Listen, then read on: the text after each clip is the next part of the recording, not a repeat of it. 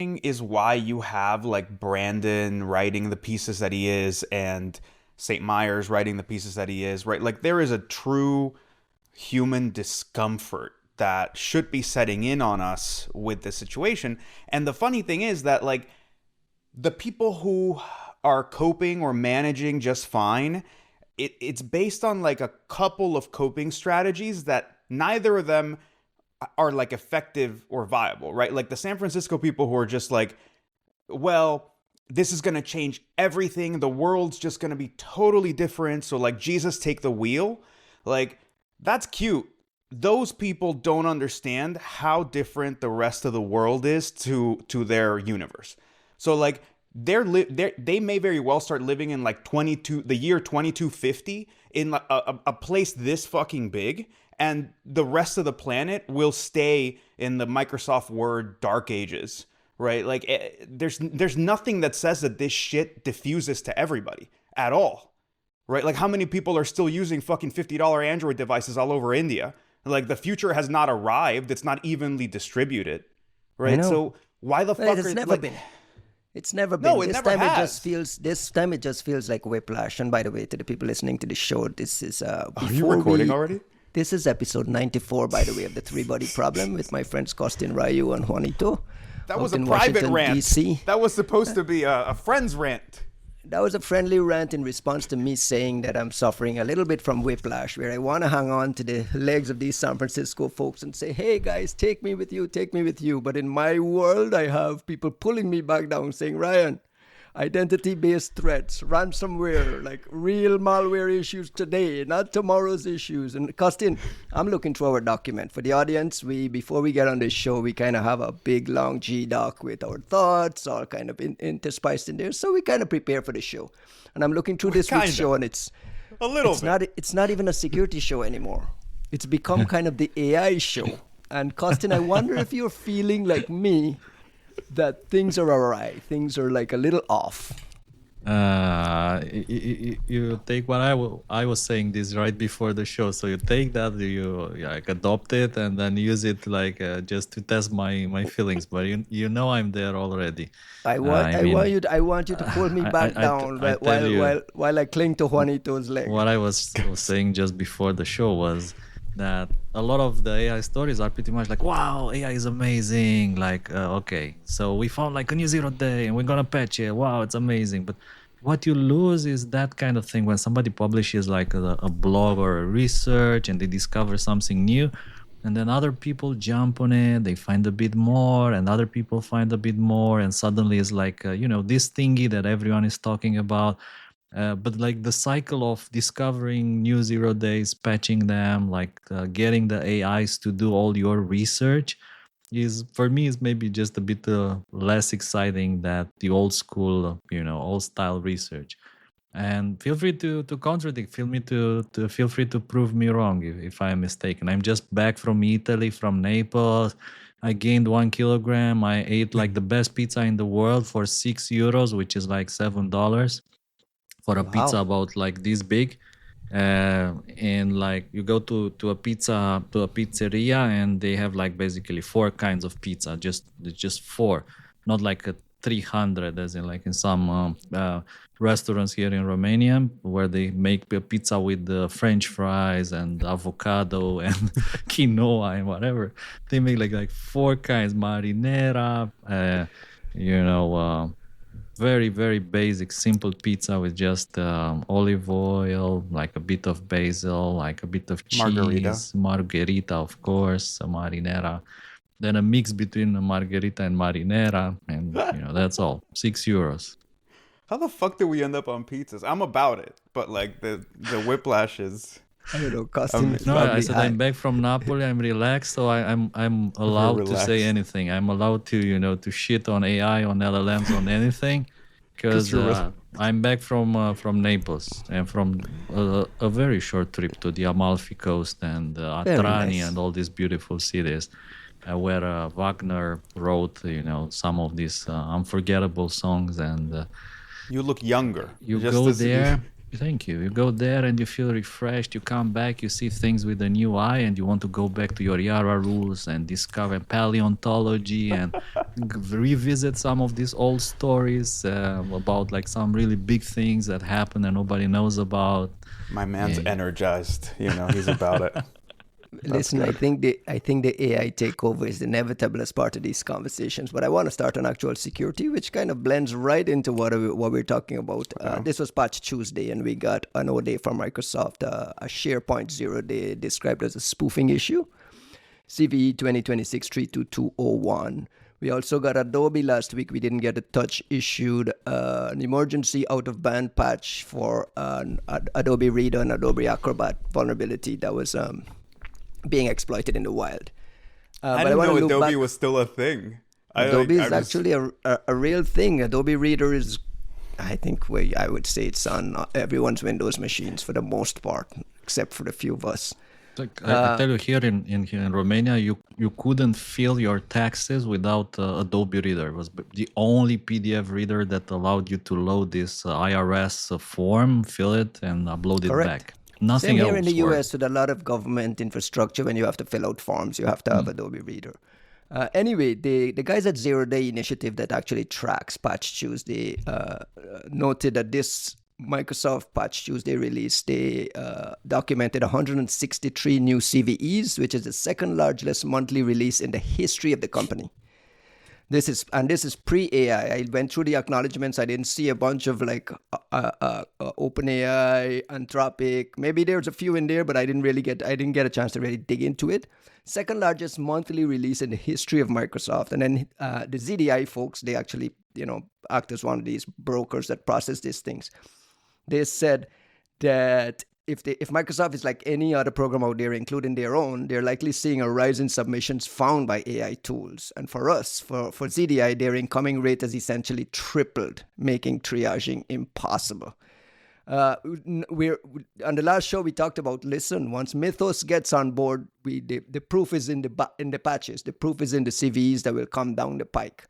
Do you think we're already starting to see that, Juanito, with these numbers? Adobe had another 80 plus. Microsoft had 165. There's probably a ton of vendors we're not even mentioning that kind of piggyback on this Patch Tuesday. So that's a long, long preamble to ask, are we already starting to see the effects? I mean, I think we are. So let me give you a waffly fucking answer, because I think that's the more accurate way to do this. I think we are definitely seeing some degree of acceleration, period. And everyone that's doing vuln research is using this AI stuff and has been using it for a while. So we're for sure seeing acceleration. Now, is it Mythos in particular that's like causing everybody to just go, terminal in their discovery timeline? Or are we seeing just a very convenient period for announcing vulnerabilities that you may have already had, that you were waiting to patch, that, maybe you discovered now, and then all of a sudden, and I say that, for example, like looking at the Caliph blog, right? Like Kostin in the last episode said, if you get Mythos, you should have fun, right? You go and you like throw somebody else's code base in there, and you find some O-days, and you go discover some cool shit. And I agree, and I assumed that many of the people on that list who were getting Mythos would actually just be in the patch mines, right? And like miserable about it to some degree. But I think Caliph is a perfect example of someone that's having, like, of a company that's having fun with it, right? Like, they have like an insane amount of blogs that they've dropped over the past 2 months. And like, I come to you, Ryan, immediately. I'm like, dude, like, is this them like just, when did they get Mythos, right? Like, is this them just going ape shit on it? Or, they have this, month of bugs initiative. And like, it just so happens that, you get some Mythos and you get some other stuff. And this is all part of like a marketing push. And that's where I'm getting like, there's no conspiracy to it. I'm just trying not to read, have this confirmation bias moment of saying, well, I expect Mythos to accelerate everyone. And then I go, look, proof, right? It's like, I don't know, right? Like, it's definitely accelerating people. It's bringing new shit for sure. But like a 15x is a, I don't know that I'm ready to give you that, right? Like, I want to know if that's the case, but we're not getting the right level of detail. One thing I note in all these Caliph blogs is that they start off by saying we worked with OpenAI on this vulnerability. We partnered with Anthropic on this vulnerability. And I'm wondering if they get different knobs, even if it wasn't Mythos. Let's just say they were playing with 4.6. If they got little knobs turned, because as we'll get into with the OpenAI announcement about APT ChatGPT 5 for cyber rollout that they're doing with this TAC partnership thing.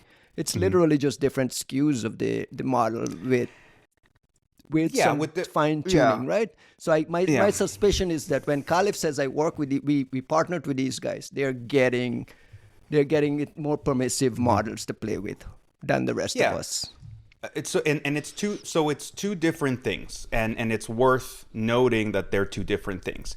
There's models that are being fine-tuned and prepared and particularly exercised towards cyber use cases, the same way that you have 5.4 and then you have GPT 5.4 Codex, which is like for coding in particular, and now you have GPT 5.4 Codex Cyber, right? Like, or 5.2 Codex Cyber or whatever. You think it's an entirely different optimized model that's separate from the mainstream thing, or you just think it's one thing where they can just kind of just create SKUs for groups of people?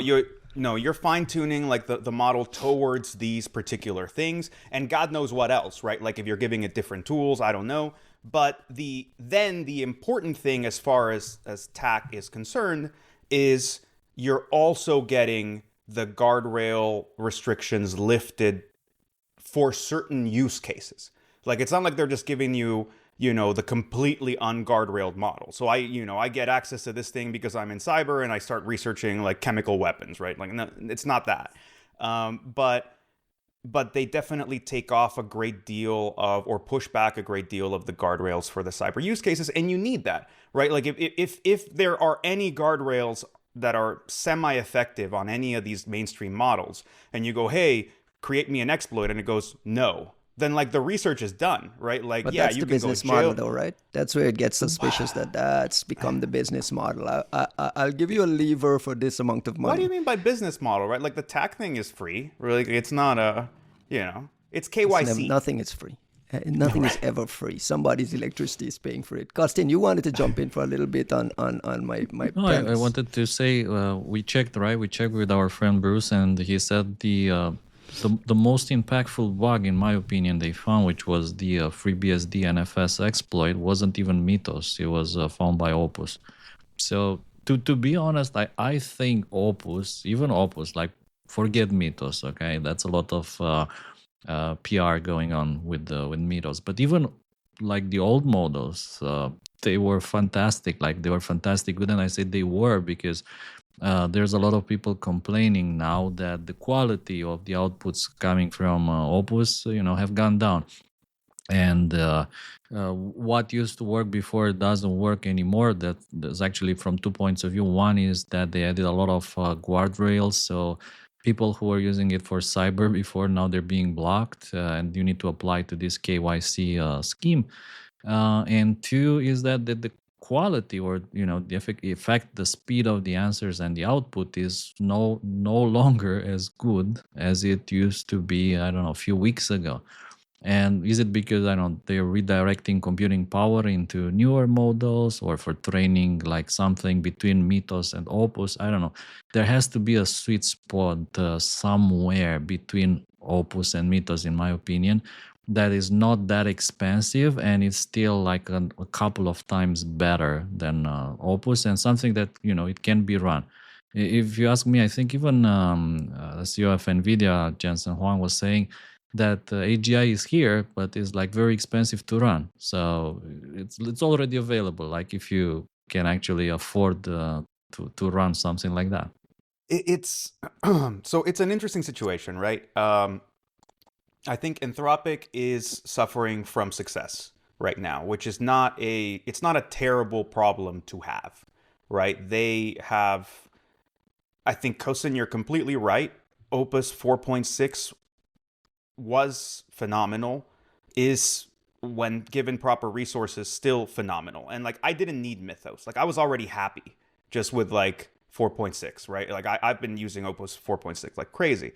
I do get the sense, much as people are complaining, that like that Anthropic is extremely strapped for resources right now. And by that I mean like infrastructure, right? Like they just, you can tell, right? They rushed the 4.7 release. It's like having all these issues. I'm assuming it's much better, like much easier to run for them, right? The same way that like moving to 4.6 became easier, like less expensive for them, because they're forcing everyone onto it, or they're trying to push everyone onto it.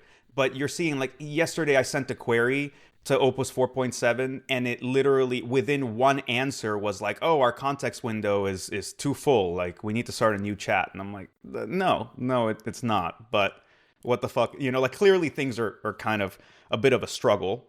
And then you have, you know, this question about these cyber models and how effective they can be under the circumstances, right? Like, I'm actually What surprised. are the circumstances? What are the circumstances you're describing? Is it some manipulation inside the big labs around these knobs, or is it just compute?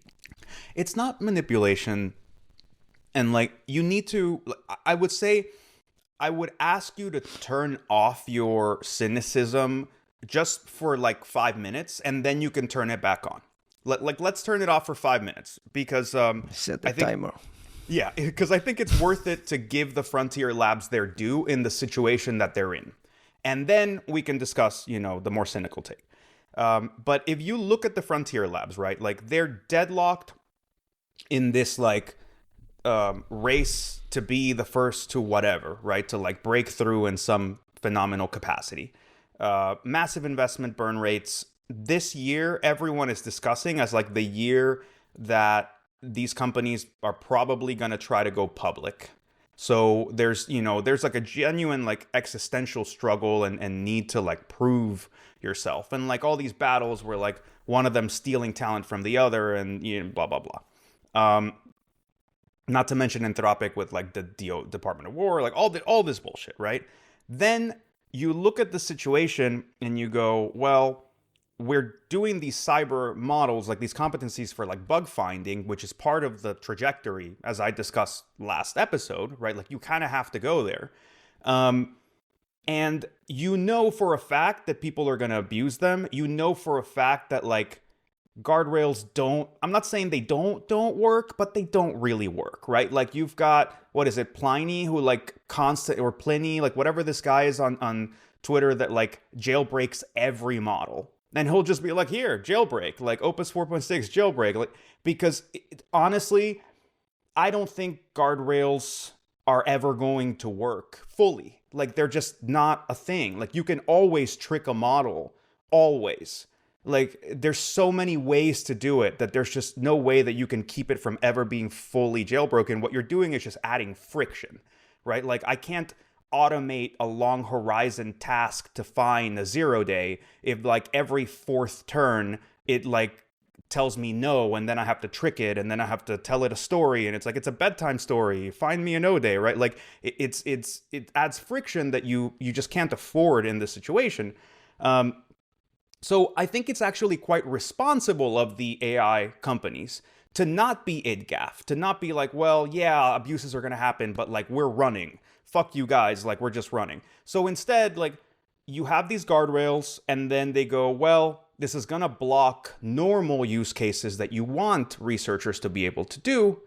So let's do KYC, right? And that just, in KYC, you know, these trusted access programs, it's really just like, I want to take the nefariousness out of it, because all it is, hey, come get verified. We bless your account that we know who you are and you have a legitimate use case. You got to upload your driver's license, right? I think that's a big requirement. Yeah, I mean, like they have to, the usual, you know, KYC things. It's right. The usual. Like they have to know who you are, and they associate it with your account, and they lift some of the guardrail bounds. So it's not everything. It's not completely unbound, but you can now like get away with you know, your particular realm of use cases, and you're still just paying for the same thing and using the same thing from before that you'd have access to. barring these cyber models. And then you can get into like the capacity constraints and say something like, what you mentioned with Jensen about like AGI is here, but it's unevenly distributed. I wouldn't give him the AGI, but definitely like there's a super intelligence capacity that's already here. And then the real issue is it is compute hungry, and its performance is relative to how much compute you give it. So I'm sure Mythos works phenomenally. I'm sure that it needs a shit ton of compute.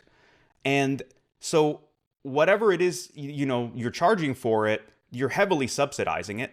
You look at their main business line as like, you're fighting to keep, like I think they dipped below like 1.9 reliability this week, right? So like they're fighting to keep the infra up for everybody to use. And when you put all those conditions together, I don't see the Frontier Labs acting irresponsibly when it comes to how they're gating their tools. They're trying to work with the situation they got, right? Like that's it. The whole this trusted access for cyber program out of OpenAI had a direct shot at Anthropic and Mythos. I think there's an actual line there that says, we don't think it's practical or appropriate to centrally decide who gets to defend themselves. Instead, we aim to enable as many legitimate defenders as possible with access grounded in verification, trust signals, and accountability, which is completely counter to, here I'm going to create a Project Glasswing cabal up here with only a few people that get to see it, and we decide who gets to see it and so on. Are you into that? Are you into the competition and a little bit of like obvious beefing there? I mean, I'm not saying whether I'm into it or not. And how do I say this, right? I'd smile at the cattiness of it, right? Like, and I'm all for the Frontier Labs, like, fighting each other. Only they can really criticize each other. Well, the which rest camp of us, are you in? You got to be in a camp where it's like it's available for defenders and the rest of us, or you're fancy schmancy big guys over here who gets the big thing. Well, so I can't be objective in this. Spot, I know. No, look, I'm just going to be completely honest. I can't be objective in this because I am in both camps.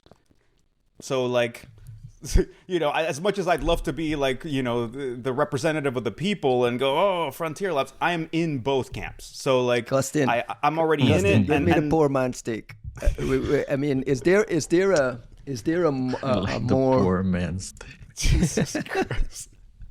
Give me the Europe stick. Full transparency, I'm poor. I don't have the 200 whatever pro subscription that you guys have. I have the poor man subscription, which is like 20 euros per month. And but as far as I know, camps, Costin. They're setting up two camps. One with this Glasswing model, and OpenAI coming and saying, "Listen, we explicitly reject that camp. This is why we think our kind of verification and trust thing is better." Which do you root for? Take a side, somebody. Which I don't know which one I root for. I can tell you which one is superior. The one that brings together a smaller group of elite researchers will be superior to the one that is open to all. Like long term, it will be better. At the same time, if you are not part of that elite research group, then you're probably very happy to be part of the other group if you can afford the $200 per month. Because as far as I remember, like I think I tried upgrading my access, and my account is not blessed with enough dollars behind it to be permitted into these programs from OpenAI at least. So if you're like me, if you're the poor European guy here in the three-body problem, then you're probably rooting for like some open source model. What was like really interesting is that some people just took models like Gemma, and they removed all the guardrails, and they discovered that without the guardrails, Gemma is one, faster, and two, it produces better results. Like the results are like better in quality, especially in coding. They are noticeably better. So then, it kind of opens the question, like the guardrails, who are these guardrails for?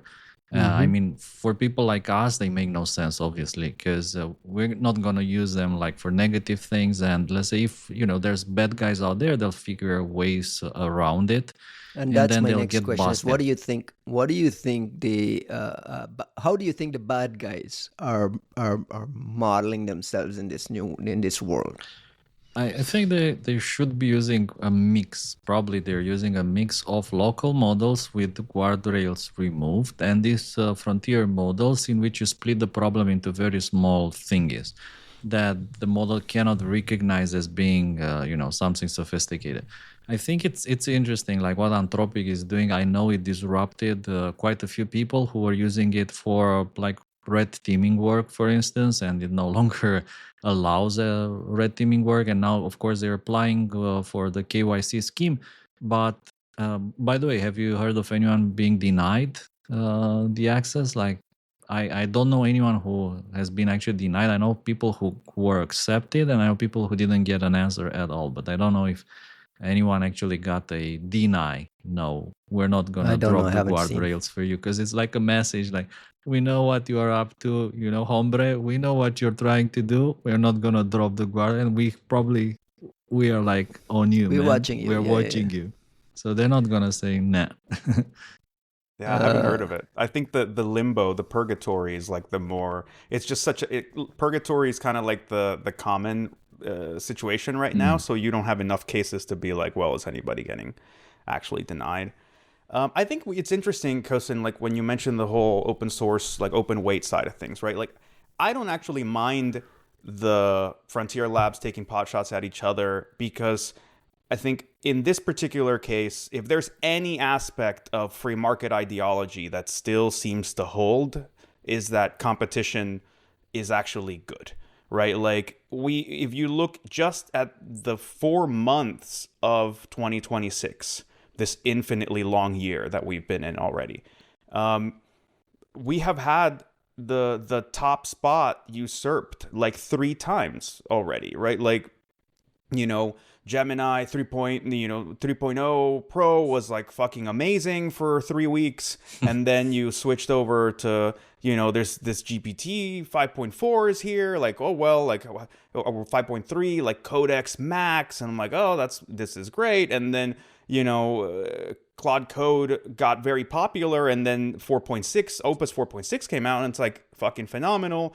And now we might talk about nerfing and about like the infrastructure not being quite right, but just look at what's happening with the labs in such a short period, right? Like they're really motivating each other in an interesting way. And note that in this whole conversation, we have not mentioned Google DeepMind at all. Everybody forgot about Google, which is sad, but I hope that also means that DeepMind is feeling the fucking pressure to get their shit together and get something out. Because Gemini 3.1 was like a regression. Like it somehow was so much worse that we all just casually drifted away from it.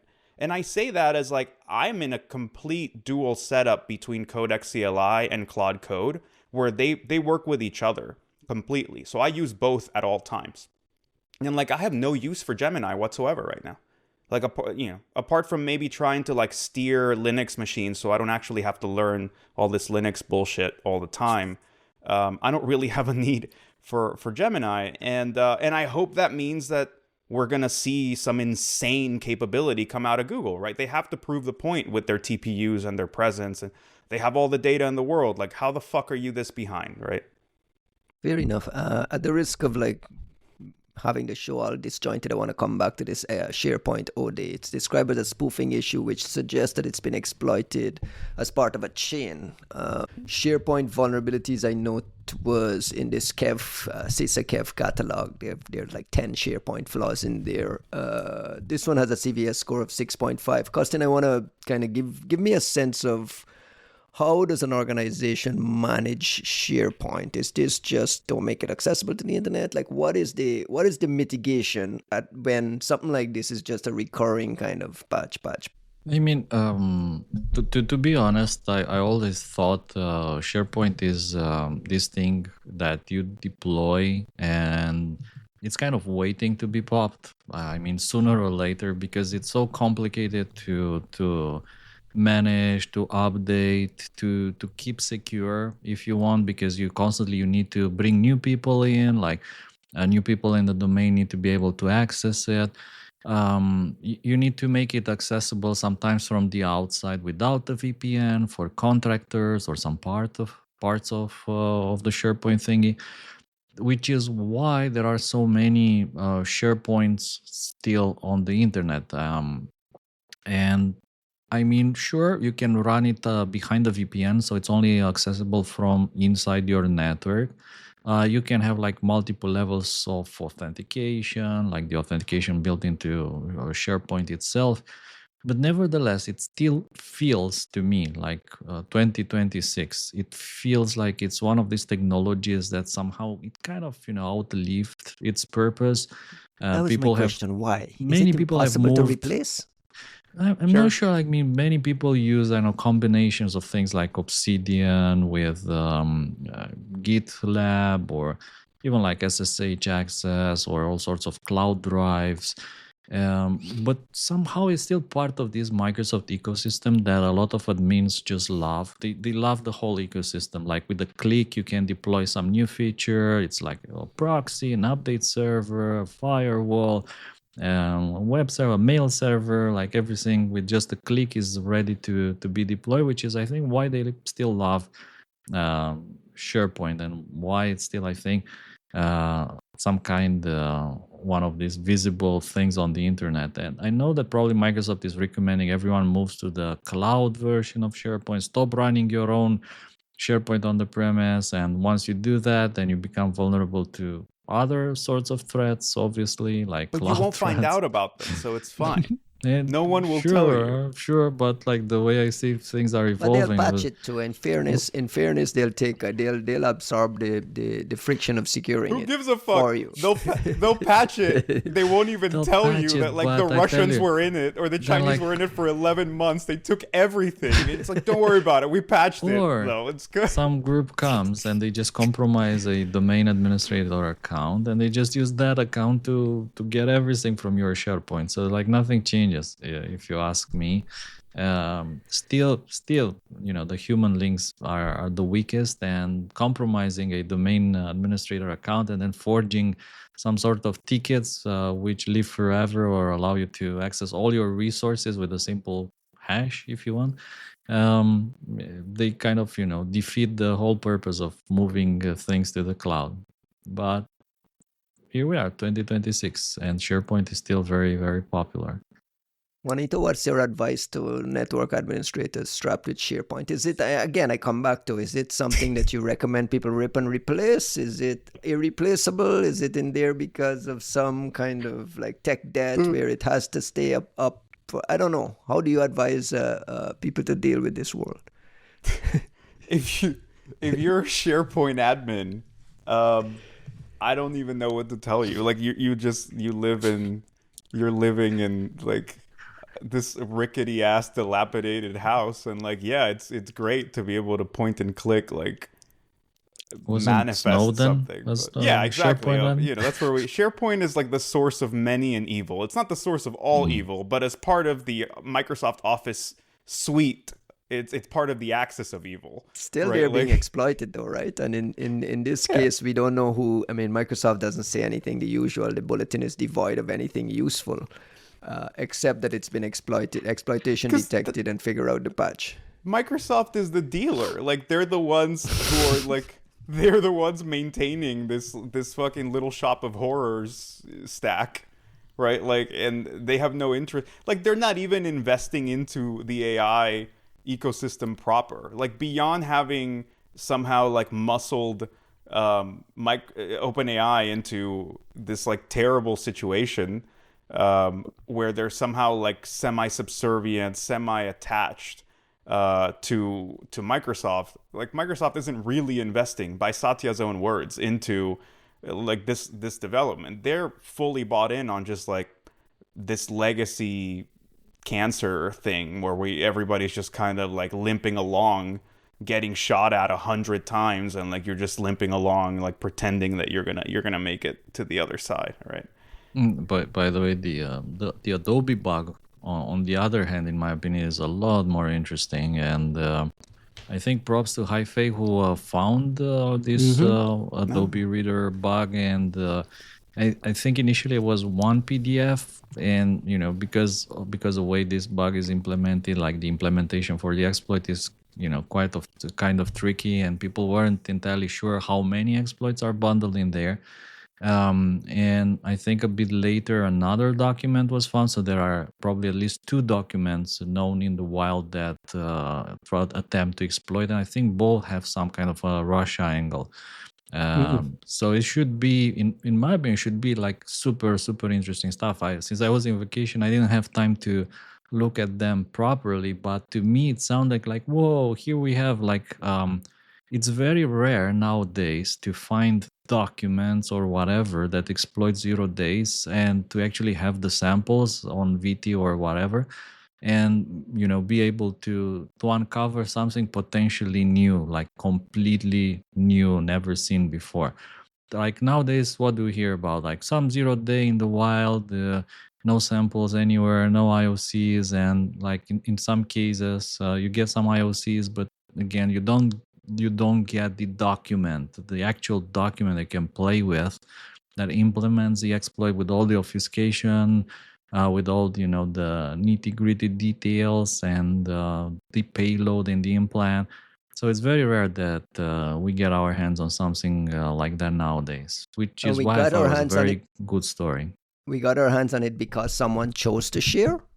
That's a good question. It's unclear why it was uploaded on VirusTotal. It may have been uploaded by mistake by someone who was testing if it gets detected or something like that. Although the other sample, I think that was mentioned, I think the other sample wasn't a mistake. But like I remember the hacking team. They had like these warnings everywhere not to upload their implants anywhere. Do not upload to VirusTotal. Do not upload our stuff, our exploits to VirusTotal. And maybe people have just become comfortable. Okay, everybody knows not to upload them unless they don't, and they upload them, which is good for us. And there's a segment of folks who watch uploaders too, right? Like you watch it, very specific people who are uploading things and track that stuff, right? I mean, that's part of threat intelligence research. I guess it's probably very difficult to watch some very specific things like this. In particular, why? Because if it's a totally new uploader that never pushed anything interesting before, then okay. What are interesting probably to watch are those kind of magnets of threats that get all sorts of cool implants. I think some people in the past they were watching maybe the Ukrainian cert, the Iranian cert, the Spanish cert, some Makes German sense, right? certs, who some like big companies, like industry companies who were uploading interesting samples every now and then. Then there were people who were watching countries, like for instance, VirusTotal allows you to search for samples uploaded from a specific country in the last, let's say, 24 hours.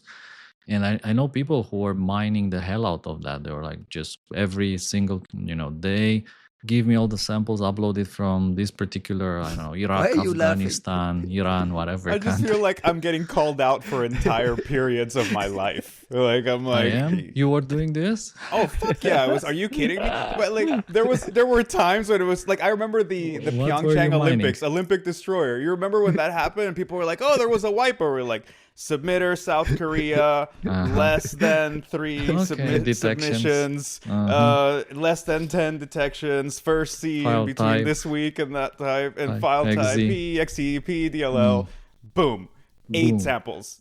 Test those 8. Here we go, new APT. APT. Start writing the blog, guys, right? Like it's just, you could do that with South Korea, with Iran, like shit would just pop up. There was a lot of magic happening around mining VT, and like who were like some of the. Well, now it's like table stakes, right? Like anybody doing threat intel is doing it, and it's just I think you just have so many more eyes, and I get the sense so many fewer meaningful submissions, right? Like it's like a decrease Right, they in have the to know what quality. you're watching, right? Yeah. Well, it's not even that. I just think like I not criticizing VT, but I do think that part of what's been happening at Google around VirusTotal is such a like business motion that I don't know how much they're getting to put energy into courting a community of submitters and like encouraging people who are not your usual giant fire hose API submitters to be a part of it. So you start to kind of lose some of that. And at the same time, you have all of these fucking what do you call those carry-on birds, right? You've got all these people just like picking at every single little thing that gets popped up. So you just don't have the same kind of motion, right? Like before, you'd be like, hey, I think I just figured out who the IAEA submitter is. And you're like, look, APT, interesting document, APT.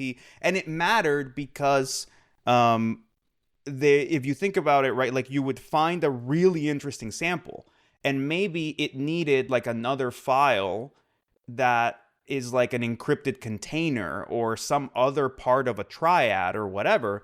And that wasn't being flagged. So if you couldn't cluster by submitter, by the fact that like these two files got submitted by the same submitter within 2 minutes of each other, then you had no way to figure out what the other file was to put these things together. So there's like all these interesting quirks of why to do it and how to do it. And a lot of people who deserve credit for doing it extremely well, right? Like Brian Bartholomew, Mike Matonis, the people who were at iSight back in the day were doing an amazing job just like mining the shit out of that stuff. And I think a lot of us learned some good lessons from them. Brandon Dixon also, right? Brandon Dixon, HyperTotal. That was like the OG like submitter tracker, like insanity. There's more people than we could probably name. But, Silas and everybody else, like people really put in sweat to mining that stuff. One of the trends that I saw recently is that with the European angle, is the European Union is kind of worried about sending samples to the United States. So there's like discussions of creating national clones of VirusTotal. I think I saw that in the Romanian media, there's some budget to build like a national multi-scanner, something like VirusTotal has $60 million to a national antivirus and the national VirusTotal-like system. So I think that may also be, part of the reasons that we don't get to see that many new interesting samples is that... So you think there's already some additional multi-scanners that's being used to do this testing? Because I wanted to ask you to play... I think that, for instance, government networks where some of the most interesting samples would come from, they're actively blocking VirusTotal.com to prevent submissions of confidential documents, things like that. What is the risk of sending samples to the America? US? What the fuck are these people playing at? Like, what a way to be like feckless and fucking useless in your concern. Like, what the fuck were you updating before? And now what are you protecting from? Is it a GDPR violation? Like we're not hosting the malware in the right places? Is that the problem? Like what the fuck is going on? I remind you that the leaders of Europe have come together to do a conference on securing the Strait of Hormuz from Europe. Yeah, suddenly. Without sending anything to the strait itself. You got to figure out where the letters of concern get mailed to. It's not easy, okay? You got to know where to pour your concern strategically. Let's just stay in the malware space and keep this a little security themed. Sorry, Costin, you had something else to say? No, I remember that. I think I saw it a couple of years ago. I think I saw a Russian version of VirusTotal that the government was forcing upon everyone. There's always been talk of that stuff, right? Yeah, but that one was like real, if I'm not mistaken. I think that I saw a Russian version of VirusTotal was deployed by the Russian government, who was somehow worried that their samples end up in the hands of the Americans, which I don't know. In their case, it might be a legit worry. But I wonder if, this model now is kind of spreading outside Russia as well. Yeah, there's always been talk of this. So, I mean, we rarely hear from two vendors. One is Gen Digital, which is formerly Symantec's Avast merger consumer arm, and Darktrace. We got a ZionSiphon OT-focused malware targeting Israeli water treatment and desalination infrastructure, combining standard Windows techniques, privilege escalation. So we were starting to slowly get some new APT reports from places we don't usually hear from. Costin, did you get a chance to look at this ZionSiphon thing? And is there anything interesting or useful here for the audience? ZionSiphon or Siphon? How do you say Siphon, right? ZionSiphon. It's a terrible name. Free like a siphon Rural in Zion. juror. Something like that. Are you making fun of my pronunciation? No, I'm making fun of there's no easy way to pronounce ZionSiphon is a terrible name just because it's like hard to say. In Guyana, we say siphon. Siphon. It doesn't matter. Like there's ZionSiphon. There's ZionSiphon. There's two I's and two O, two different types of saying the letter I and two different types of saying the letter O in the same word. This is how we're gonna get the alliteration 4-hour episode. is terrible. ZSIYOO. ZionSiphon is terrible. Austin, can you tell the audience what we learned from Darktrace, please? I two things here. I admit that I paid a lot more attention to the other blog about the Angry Spark, and I only briefly looked at the ZionSiphon. You see? Mostly because it's broken and it doesn't work. So to me, it seems more like a kind of a theoretical thingy. And like over the years, especially after October 7, after October 7, there were a lot of these kind of destructive things. Some of them connected with the Handala, or other Iranian aligned groups as well. And almost, I think, all of them were either broken or it didn't work or they didn't actually achieve anything like successful. And looking at this, it felt like this is a continuation of those attacks, with one exception that maybe someone is experimenting with vibe coding to give it, more features, the ability to sabotage. So when you're reading like the description, almost gives you the idea that there's like a script kiddies vibe coding, write me a tool that can replicate in air gap networks and can sabotage water purification systems and target Israeli IP ranges and things like that. Make no mistakes. And then you get like this. What's the name of this ratatouille? Well, ratatouille. You get this ratatouille mix of everything into one binary that has the IP ranges. It has these capabilities, but doesn't quite work because they used the free model instead of paying the $200 per month. It's surprisingly jagged. I think it's like I'm not saying it's vibe coded, but it sure as shit seems to look vibe coded when you're like, hey, it's got this Modbus protocol, like malicious stuff down. The other two protocols are just stubs, like they're references, but they're not implemented. And the thing is broken because of like a simple XOR key mistake. Right? Like the whole thing is broken because of like a simple logic bug in how it chooses the country selections. But the fucking Modbus part of it is well implemented to cause destruction, and then it hallucinated two more protocols. Right? It's the most vibe codey malware from the sounds of it. Do we ignore it right? because of that? We just classify it as aspirational. If everyone making software is vibe coding everything, what do we expect those guys to be doing? Of course, they're vibe coding everything. We get to ignore it because it's broken. We get to ignore it because it's broken. But like, it's also to say like, I'm glad someone caught it. There's intent there. Right, yeah, I'm glad someone caught it. Someone's trying. Air gap jumping. There's some ICS-specific sabotage logic, chlorine dosing, manipulating pressure control. So there's some serious intent there at doing some. Yeah, I don't know. This looks like attacking civilian infrastructure. I don't know if we want to go down that road. I'm not throwing it away completely. I'm saying we get to deprioritize it a little bit because it's broken. But yes, you just become aware of someone with the intent and willingness and some portion of the capability, not the entirety of the capability, to do harm. So, I don't know who has cycles, but if someone can figure out who that is so someone can drone strike them, that would be great. Because I think that's the only way we can handle the situation at this point. Did you get a chance to glance, Costin, and see if we got IOCs? And is there anything defenders, people in the OT space, could use this Darktrace blog to do in some way to advance? I mean, there's a link. One thing wasn't very sure to me. So the reference, there's just one link to VirusTotal for this sample, but the blog doesn't, it's not very clear about where this sample comes from. If it's just like, okay, the way I would phrase it would be, we found an interesting sample on VirusTotal, or we spotted a newly uploaded sample on VirusTotal, something like that.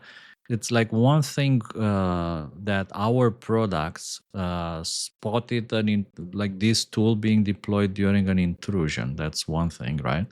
And there's another thing that we just spotted, like this vibe-coded binary that someone just uploaded to VirusTotal because at some point they got lazy and they decided at least to put it on VT for posterity. So this is like the only thing where it wasn't very clear to me. Is it like something caught in the wild by the product and there was an active intrusion and the attackers dropped the ZionSiphon or the ZionSiphon in the network, or is it like something we just found on VT? That's something that kind of deserves clarification, in my opinion. According to the answer to that. According to Darktrace, tell us.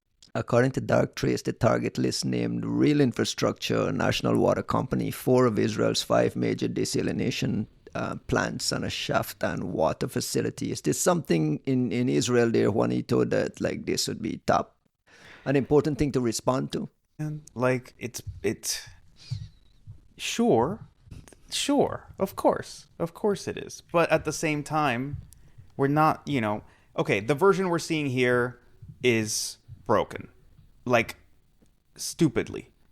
Does that mean we're not going to see one that works? Well, no, especially now that you've told them kind of where the bug is. If they can't fix that, they're fucking idiots. But at the same time, right, like you have to figure out the positioning of it, right? And like how you get to go hit these different things. And, this really does seem like, hey, take down Israeli water facilities, make no mistakes, right? And Claude Code is supposed to go do it.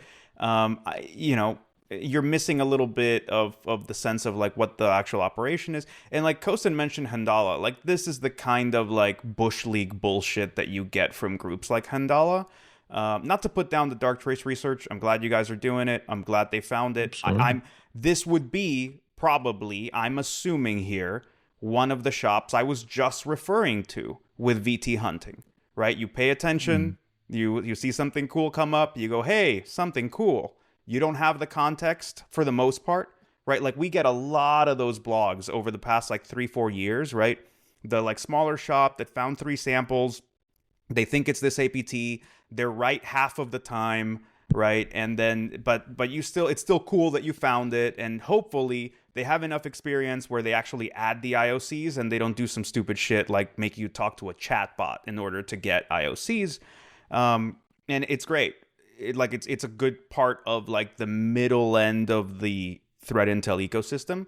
But Ryan, you're asking all the questions that like are missing there. It's like, well, the victimology, did you find it on site? Do you know like what else? Like how does it get there? What's around it, right? Like what is the infrastructure like? Is it, et cetera, et cetera, et cetera.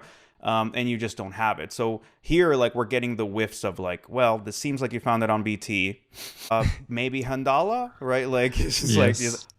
like just in the air, right? Like, yeah. But a good segue to talk a little bit about how the paleontology works and the decision that goes into when a report goes public, because it's never done. It's never ever done. And Costin, we talked about this in our paleontology blog post over on SecureList years and years ago, when people would say, "Why didn't Kaspersky say something then?" or "Why didn't you say something then?" And you had to explain, like, this is how it works. Like, there's a constant process, and then you publish a report. At some point, somebody decides, okay, it's final enough to go with a report. Juanito mentioned a little bit of an incompleteness in this report, and I wonder what goes into the thinking from in your mind around, you know what, we can still put it out if it's incomplete. What is this threshold that determines it's reached a stage of completeness in your mind? I mean, it depends how big the story is. If let's say the story is not big enough to gather, let's say, enough attention, because in the end, like, what are you trying to achieve by publishing a story? You can try to achieve several things. You may marketing, but go ahead. You may try to do some marketing, sure. You can try to do some kind of PR for your research team. So in that case, just to prove how good your team is at finding something that nobody else has found. There's also a chance that someone else is investigating the same thing and you're afraid they're going to publish it before you. And I don't have to tell you how many times we got burned by other companies. By other companies who somehow, they were researching exactly the same thing that we were researching, and they published before us, sometimes by a week, sometimes by days, sometimes by several weeks. Which made it so difficult to hold onto these stories. And at some point we decided, like, look. So that's a factor as well. We like need to competitive publish. Pressure is a factor. Of course. It is, because you want to still be the first. You want to be the first who announces something. Now, if it's a sample that you get from your telemetry, then you can always develop better detections, try to find more, dig the victim more, find, let's say, something else that the attackers did in that network. If it's a sample from VirusTotal, then you're at the mercy of the person who submitted it. And in that case, I would for sure make the decision to publish a sub, because there's no guarantee that you will get anything better. You can't, let's say, wait for this sample to be actually fixed and appear again on VirusTotal, because it may never happen. However, if it's like some kind of a gem, right, that you found on 1-2 machines somewhere, then and it's a new actor, or you can't attribute it properly, you cannot link it to any known threat actor, and it's like one of these gems or marvels that you see once in a decade, then I would wait. I would push more detection, more silence, do more Yara hunting, to understand a bit better about the context. Who is behind this? Like, sometimes I would check with trusted researchers, which, by the way, are very few. I've seen cases when you check with someone and they get, like, the next thing they publish it after learning from you, and you're like, dude, shit is everywhere. What the hell, man? So that's why you need to be super, super careful. Only check with trusted researchers who didn't burn you in the past, right? Yeah, that's fucking hilarious. Sorry, I just want to be clear. I kept mentioning ESET because it was like a joke at this point. How often ESET would, like, parallel discover and, like, drop a blog, right? Like, they're not burning you, they're not fucking you over. They were researching it already, and they just, like, ESET would just they just beat you to the punch and be like, fuck, I just spent a month on this thing, and, like, ESET just dropped the blog, and it's not like it wasn't worth it anymore, but it definitely took a lot of the oomph out of, like, the marketing value of what you wanted to drop in that, right?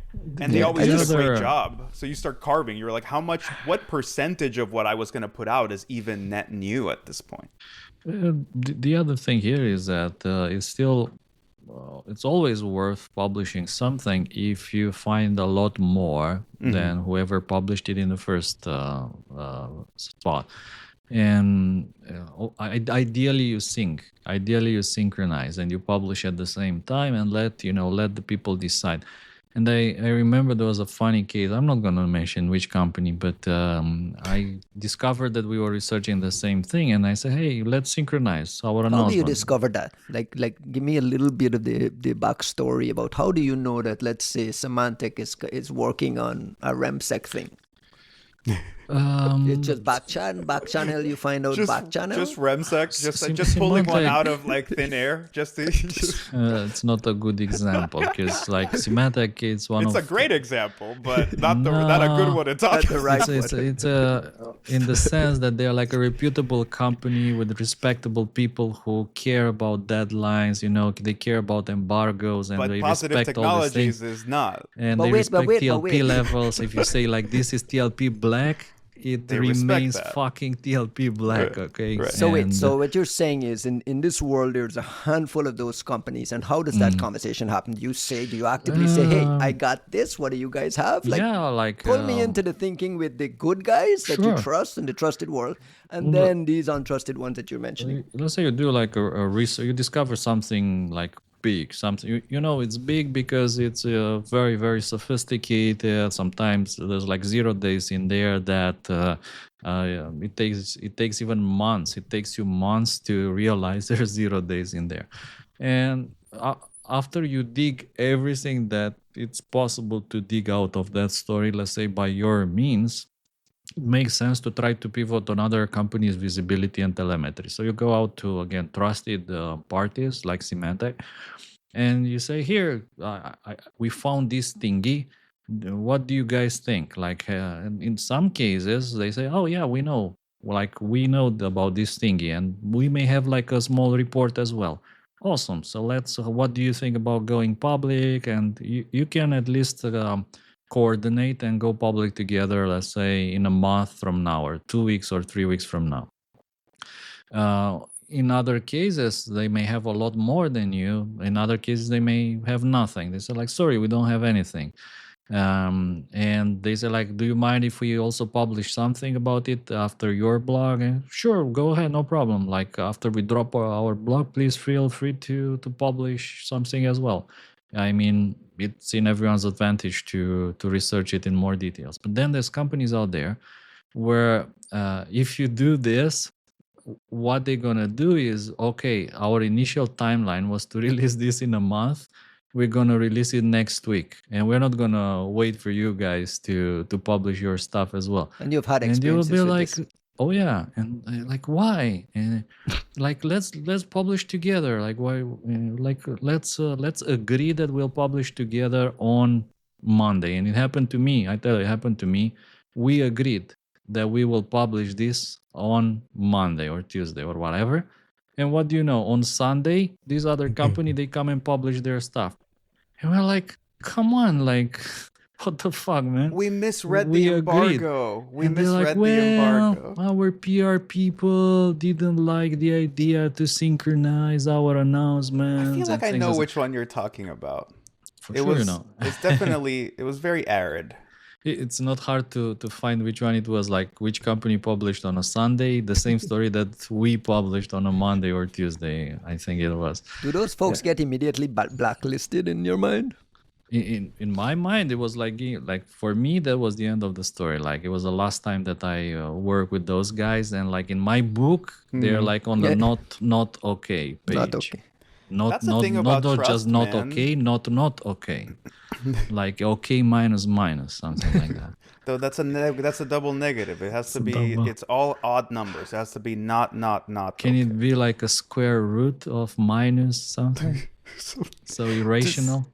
I mean, think about this, Ryan. Right? Like I know who he's referring to, and I wasn't involved in that research. Right? And that's the thing about trust in this industry. That like, you know, it's what is it like? It's slow to build and fast to lose. Right? Like you fuck up one time. And, you know, you better clean up after yourself because if it wasn't your fault, because if it was, like, you're done, right? And in threat intel, like, I hear so many people who just, like, talk about wanting to make it and wanting to be a part of this and that and the other. It's not hard to get a leg in. We're actually very surprisingly trusting as a group of people because we're so used to, like, being in this relatively decent community. And then you see, so essentially you can get that first foot in and say, hey, yeah, try this. Here's some data. Here's this. Like, we're working on this thing. Come work with us. And then you fuck up if you do it great, if you do a great job, if you keep the secrets, if you do whatever, then you're kind of part of the tribe, right? Like, hey, we're gonna go do this other thing. Come through. You were great last time. Surely you'll be. And like, it starts to snowball where your reputation gets better. You're working with the right folks. People give you stuff. You give stuff back. Even if it's like, I don't have privileged access, but I have time and energy and mental capacity, right? And then, so that's the path of success. You also get the other folks. So you're like, hey, I brought you in for this one thing and you fucked us in like a very short-term win. Like your PR people said this thing, or you decided to like share this with somebody that you weren't supposed to, or you submitted something to VT that you weren't supposed to, right? Like stuff like that, right? And you go, well, I hope it was worth it for your short-term win because you're out now, right? And like, Right. and I don't have to go shout it off the rooftops. The minute somebody goes, hey, I'm working with so-and-so, I'm like, oh, yeah, no, please, I'm not sharing stuff with them. That's the end, because they will also go, oh, shit, like, if he doesn't trust this person, right? Like, it's this transitive thing where you just find yourself on the outs publishing about bullshit that you see on VT because nobody's sharing anything with you, right? And I think the greatest example of that is the whole ESET Dragos thing, which like I know I'm gonna get bitched out just for even mentioning it, but like it's literally in a book. Like everyone on Twitter has dragged them for this, and it happened multiple times. So you go, yeah, it's got to be tough, because how do you convince people to play ball with you at that point? Right, and there are consequences. I mean, you can There should be. feel it in some of the conversations that happens around some companies in the hallways. Kosten's company's were- named TLP Black for a good reason. Like people used to joke, you'd be like TLP Red, and then like, no, but like TLP Red, but I'm serious about it because people will get hurt. And so eventually you're like TLP Black, and people would understand. It's like, if this goes anywhere, it's either a big reputational breach or someone's going to be harmed. And you go, okay, well, this stuff I need to, like, there's TLP Red and then there's TLP Black. Thank This you. is a good time to mention that this podcast is sponsored by TLP Black, the leaders in trusted threat intelligence. And just about everything. Like last time we were here, it's like, oh, what do you need, man? What do you? Salesman Kosten is ready to take it on. Oh no. No, I wanted to mention there's, by the way, another interesting situation which happened to us back in the days when we were like, hey, we know that you guys are working on this. We are working on this. We know that you're going to publish this in 2 weeks. We have it ready to publish tomorrow. And we don't want to burn you. Right. Because like, no, we don't like it when someone does it to us. And so how about we, schedule this and we publish it together in a week or like 10 days or something like that. And those guys, no reply. And after a while, I'm reaching out through private channels asking like, hey, what are we doing here? Like we can publish now, like we can burn you and publish now. And they're like, we are like rushing to have this ready and published ASAP.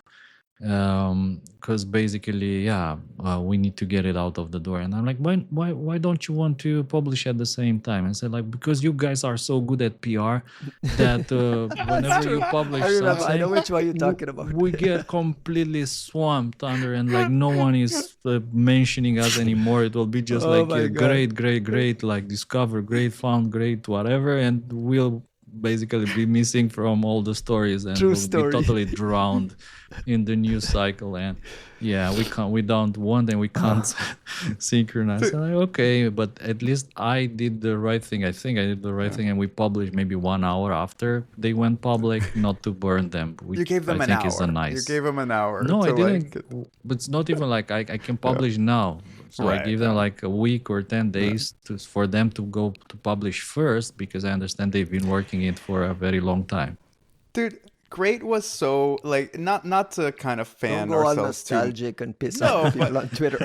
I'm just saying, like, Great was so, like, I think Great was doing such a good job of self-promotion and, like, PR and, like, these releases that, like, Thank you. even other teams within the company were pissed. Like, there were times when we got fucked by another team inside of the same company, and you'd be like, what the fuck, guys? Like, this just came out from, like, from behind you, right? It's true.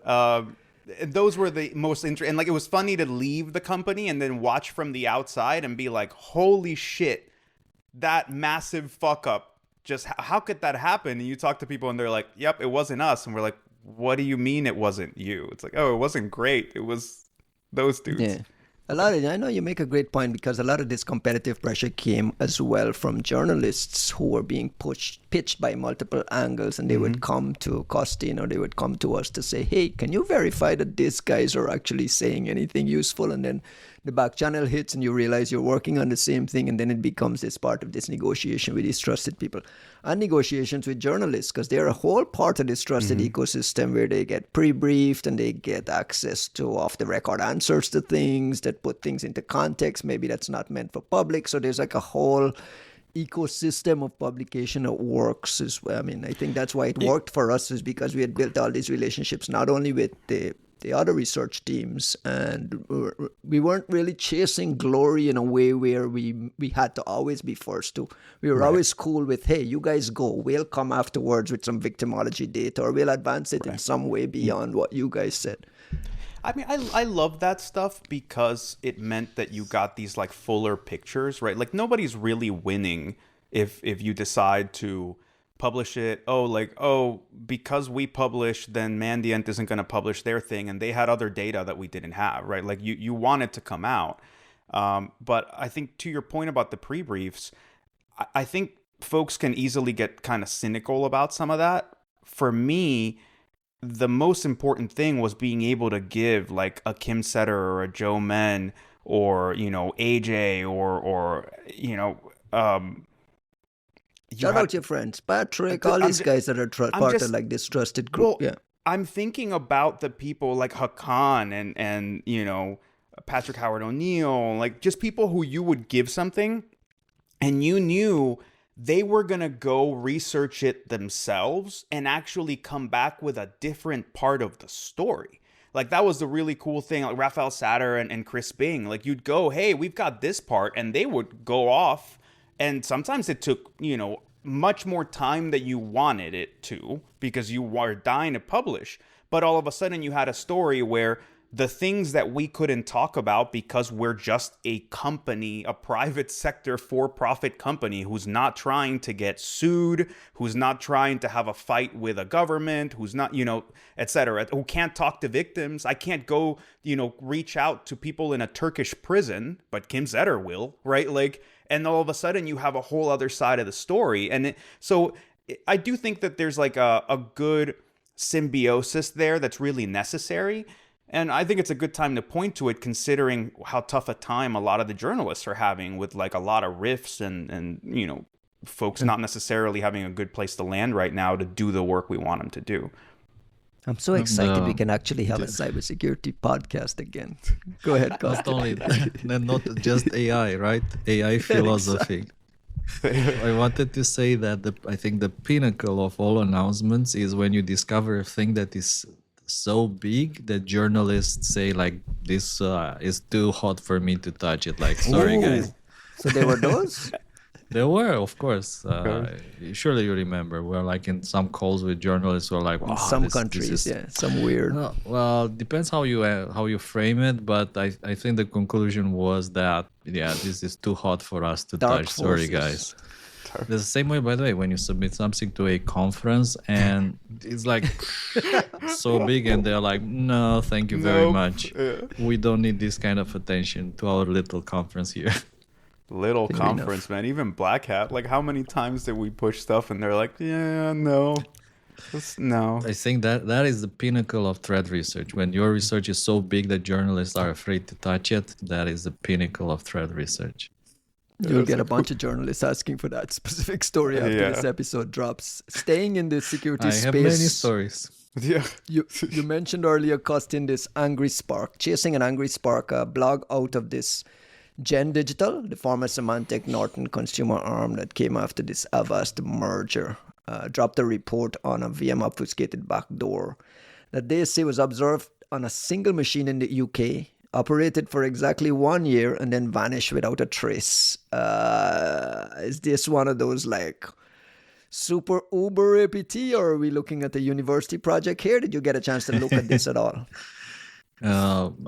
Like I said, this was the most interesting story that I read last week, and I was in vacation, obviously, but I couldn't hold and not look at something this interesting, because I think that this story is, like I was saying, nowadays you don't get to read this very often from several points of view. One is that I consider it an unfinished story in a good sense. In what sense? That you can do more research. It's like a call to arms, a call to action. Now, people from different other companies, like people at Microsoft, Kaspersky, whatever, Sentinel One, obviously, they can just try to go back into their systems and see if they have more. Do we have anything on this? Do we have something extra? Can we pivot, like people like Greg Lesnevich? They can go and try to pivot on the infrastructure. There's like IP addresses, there's 2 expired domains. People out there, they can go and sinkhole those domains, try to find more victims. Unfortunately, the samples are not on VT, so you can't do a lot of pivoting based on that, but still you can do a lot of, I think, infrastructure pivoting, and you can do a lot of general hunting, threat hunting for this thing, based on the description that Gen Digital kindly provide. To me, this is one of those kind of research of the year level stories. Really? Oh yeah, because I looked and I saw a university project, so tell me why. Nah, it's not a university project. I think that the fact that you see this on only one machine, considering, okay, Gen Digital has 200 million users, right? It's probably the largest deployed security solution on Earth. Maybe only Windows Defender has more visibility than Gen Digital. Right, yeah. But I guess that Gen Digital is probably more technical in how they do collection and threat hunting. So maybe they do more than Microsoft. I can't say that for sure, maybe. So there's an incentive for them to dig deeper in these stories. And you were saying, by the way, that we don't hear very often from these guys, but I beg to differ, actually. Okay. Yeah, they do publish very cool stories from time to time. I think they recently published a very interesting story, how they cracked an encryption scheme on a piece of ransomware that was, if I'm not mistaken, was Lockbit derived. And they found like a vulnerability in the encryption scheme, and they cracked that. And there's all sorts of very interesting 0 days discoveries that they talk about. I think, if you aren't paying attention to Gen Digital, there's a lot of interesting stuff they publish. You got to bring them to the show. Absolutely. Sure. We lost CJ Moses. I haven't seen CJ Moses. I haven't seen CJ Moses pop up at all. He's in vacation in Naples. He is? Or wait, he's also in vacation in Atrani. Yeah. So let's bring Gen Digital to the table to replace them. But yeah, go ahead and tell me why you think this is more than just a university project. I think it's a little bit more than a university project for 2 reasons. One, that you don't have to implement this using like this much sophistication. I mean, if your goal is just espionage, right, on this UK computer, you can do it like in a much easier manner than implementing like this state machine like VM that interprets code. And why would you do that? I think the reason to do that is, of course, to make it less suspicious to antivirus engines, to make it less obvious. I would say that they still were suspicious, and one of probably the biggest problems nowadays for APTs and people vibe coding implants, they don't have a good understanding of what security solutions are looking for. Of course, some of them may have a very good understanding of what a security solution is trying to find. But many of them, they just think in their minds that if we do it this way, and if there's no detection from their private VirusTotal, then they're safe. In reality, they're not safe, because there are like silent detections, there's like runtime detection, then there's delayed detections, and there's like backend detections in which you just submit like memory pages, and then the memory pages get scanned in the backend and potentially stored forever or like a few years. Are So these state secrets you're giving up, or this is known? now they know. I mean, if they didn't know, now they know. If, I would assume, again, there's a lot of I've never heard of Baby. delayed. I've never heard of delayed. What is delayed. delayed? I mean, Delayed is you don't detect it the first time. You detect it after 2 weeks. That's delayed. What's the benefit of that? Because people who multi-scan it, multi-scan the implants just to see if they get detected, they don't get detected because they will only get detected after 2 weeks. We got to Also do a think whole about, separate like- episode on this. Yeah, I was gonna say, think about the whole like RWX page thing, which is a factor in this, right? They talk about the memory dumps that they pull. That anyone who's pulling RWX is gonna get interesting shit, but the false positive rates are, much different, right? So like that's the kind of thing where it's the same as like really interesting like anti-exploit techniques. Like the coolest ones, they're very false. They're gonna generate false positives. You cannot just throw a detection at a customer on the basis of that. But they're also gonna find cool shit. So they're the kinds of things that like you want to grab and you want to send them to an analyst's desk and you want them to spend some time, and then you're gonna come back and be like, this was a real detection. But you didn't get served up 15 other ones that were false positives. But this one's an O-day. Like, like the value proposition is just very skewed. So yeah, you keep that stuff on the back end. So Yeah, the other thing I was thinking here is, in general, I think that all the APT teams out there who are like building implants and testing detections, if they don't have a detection engineer, someone with the background having worked for a security solution for years, to advise them on what is possible and what not, and to advise them like what works and what doesn't, they get have a big busted gap. over and over and over. Yeah, they have an issue.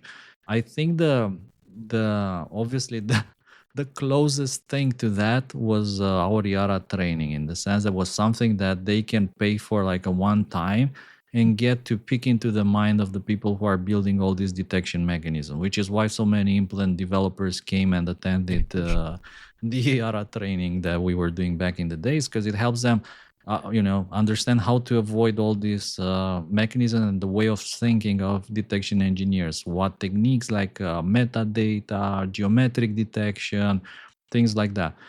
So that was pretty much the next best thing to having a security guy in your implant team advising you on what to do and what not to do. And the other thing I was thinking for this specific story was that was observed on a single machine in the UK. And when you see UK, you immediately, that raises a lot of questions, because who are the candidates for this kind of sophisticated implants? Typically, it's the 5 eyes level APT groups, right? And if they're targeting someone in the UK, it can be one of the following, at least based on our experience from back in the days.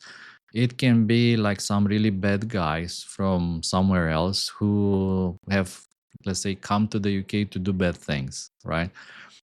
So they're like an undercover cell, or like this kind of a lone wolf bad guy who is just a sleeper cell waiting for the activation call. So that can be one thing. Two, they can be financial institutions potentially associated with one of these rogue nations, right, that we have seen before. It can be embassies. So it's very rare, I think, that this would be someone like a UK citizen, or like it can be someone, let's say, random, right? I was think wondering. This is Apex? Because let me describe it. It says, Please. right, and this is from Jen's blog post about what we still do not know, which is what I really, really like in the post, which is, listen, this is everything we know, and hey, it's so mysterious. This is a bunch of things we don't know. It says, it appeared on a single machine in the United Kingdom, ran for about a year, and disappeared when the infrastructure expired. The DLL never surfaced in any public malware archive. No other vendors published anything related to it. Was it a targeted operation that received its objective and was burned? A test deployment that was abandoned? A contractor's proof of concept? We still don't know. This is where my mind went to, like some sort of research project. But what you're saying is that your hackles go up, and this is like really My top end APT. spidery senses can tell you a few things. One, the fact that it's like this multi-stage. I have only seen this multi-stage style before with To be a red team one operation, actor. though. No. Let me finish. Yeah, Who is doing this multi-stage thingy? Typically, the equation group are doing this kind of multi-stage thingy because Reagan. they want to dynamically replace the stages as they get busted, so they don't have to replace a full platform. That's why it's modular and has these multiple stages in which some of the stages only exist in memory.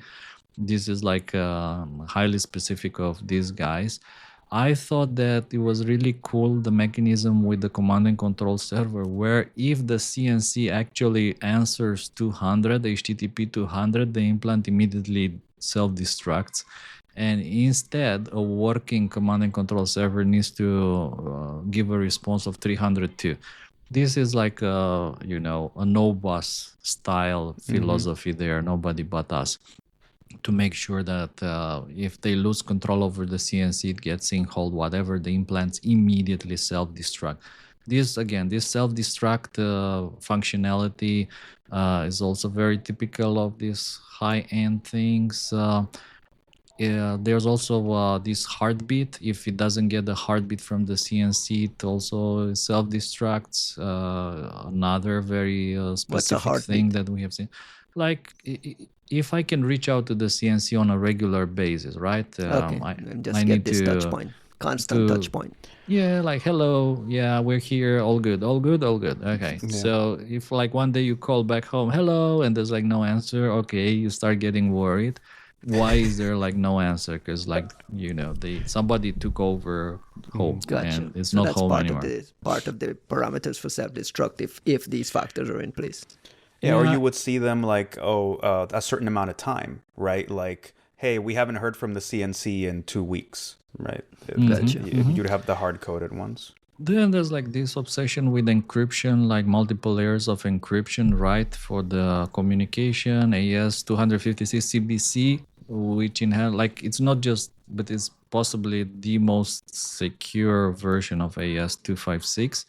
With RSA 4096 on one side, and then they have another encryption layer with the XTIA and some kind of obfuscation on top of that with PNG files. I think that all these together, they point to someone who is extremely worried about getting discovered, getting burned, getting sinkholed, getting intercepted. This all feels like no boss philosophy behind this, highly modular, so they can very quickly replace any kind of component. And I thought that this mechanism where they hijack like a COM object for persistence, where they have this DLL that looks like a legitimate Windows task scheduler extension library. This is also very, very familiar in the sense that I've seen many of the equation group implants back in the days use the same mechanism. Of course, I may be wrong here, right? I may be wrong. What is perhaps weird is how they let the CNCs expire. That is a bit wrong. What is also interesting, the CNCs were also in the UK. The fact that they were also in the UK is kind of interesting. Absorbing data sovereignty. Yeah, GDPR, man. They can't steal the data outside of the UK. Juanito, you've been nodding along and mumbling along to Costin. What is your feeling? I mean, I think it's funny. Costin says equation group. Like for me, this is like Dooku-esque, right? But I think the point stands perfectly, right? Like you see. Okay, so for the audience, give the context quickly. There's a subset of our audience who's not like, okay, why is this Dooku-esque versus... What are these guys saying? Yeah, well, so I mean, if you don't know sort of Dooku and that sort of platform of fascinating malware, right? Like one of the other sides of the whole Stuxnet saga and Gossip Girl, super he's just threat going to drop actor. more code names. Art, go ahead. What I'm saying is, right, like if you've read Kim Setter's book, if you've paid attention to any of the Stuxnet saga, right, there were multiple platforms that were either running operations that grabbed important components or also were used to produce components that went into Stuxnet directly. And, you have Flower Shop or Cheshire Cat, you have Flame, you have Dooku, and you have the Equation Group. And I hope I'm not forgetting anything at this point. But essentially, with the Dooku side of the house, like the few times, like Dooku was an amazing discovery, presumably Israeli. That's at this point something that I think folks feel pretty confident about. And you've only seen them like in 3 occasions, right? You see the original Dooku with like a whole lot of interesting operations. You have Dooku 1.5, which was in the pre-talks for the JCPOA, the Iran deal, and then Dooku 2.0, which was discovered inside of the Kaspersky offices and also involved in the P5+1 negotiations. So it's a pretty well established and sort of fascinating one because it's one of the few examples of one of the apex threat actors getting burned and studied in that embarrassment of riches period, going completely silent for years, in which like it's not that they weren't active, but we obviously could not find them. And then you have 2 notable resurgences which actually let you see what it's like for an apex threat actor to retool and rejigger and improve after a massive, well-studied burning. And we have very few cases of that. And I think they're really interesting because it lets you know how those bureaucracies and these like massive development efforts and investment efforts, how they were able to weather that storm, which is not a simple one, right? Like there's procurement issues, there's sourcing issues, there's, even just like asset management and going, hey, like how much of this is actually burned, right? Even with the Equation Group, there were CNCs that were still active. There were victims that were still active even after the burning. And you have to think through their decision making of like, well, this is an important victim. We need to know what's on that machine. We are burned already, but if we disinfect and we still need that target, are you going to put a new toolkit in the same box that these people are already monitoring, right? Like there's an interesting set of discussions about equities, right? This CNC is already known. Well, what about this other CNC that got registered in a batch that's like similarly timed, but is not explicitly named, and at some point may have had an IP overlap, right? Like, do you go and burn down your entire set of every operation, or are you able to sort of factor in the equities of it? So like, there's a lot of complex shit that goes into that folks don't quite get to appreciate. And that's my extremely long-winded sort of vague way of talking about Dooku and then saying, a VM. Why does this feel more Dooku-esque rather than Equation-esque? I mean, I'm not ready to say it's one or the other, especially without seeing the sample. I'd love to see the sample. I would absolutely love to see the sample. But I don't know. I think the CNC play is sort of interesting, right? Like we saw them start to do this where they would do like a single IP to manage a whole bunch of things and then no domain in the middle, or they would try to do one in the same country, right? Like there's having stuff in like this multi-stage and then having an encrypted container, like moving that to a VM, I think is more fascinating. Having a suicide command, I guess, is more Flame-esque, but also Dooku, right? Like there's a lot of ways in which, the playbook at this point is not private anymore, right? Like when you discovered these things in 2015, 2014, you could go, well, they've independently known how to do this in an interesting way. Now, in theory, you could emulate it, but I still don't think it's easy. So seeing a C++, framework that has like a virtual machine and is this well managed, whatever, like there's very few known threat actors that I would put in that bucket. So we can guess, but it's a short list any way you look at it. Right, assuming it's Apex APT, because it could still be a singular red team operation that somehow got flagged at some point. I mean, sure. I feel like this level of what used to be sophisticated isn't sophisticated anymore. Costin, quickly, is there a lot of meat left on the bones? Come on, you just throw something like that out and you just walk away. I'm like, I don't think that's true. I don't think that's true at all, bro. You can answer. Okay, you can answer when I ask this question.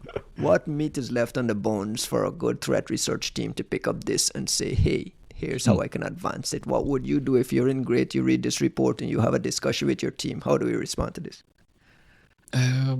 Well, you can try to find more based on, I think, two main things. One is the network infrastructure. So try to find, on one hand, try to find other similar domains, other similar IP addresses, command and control servers.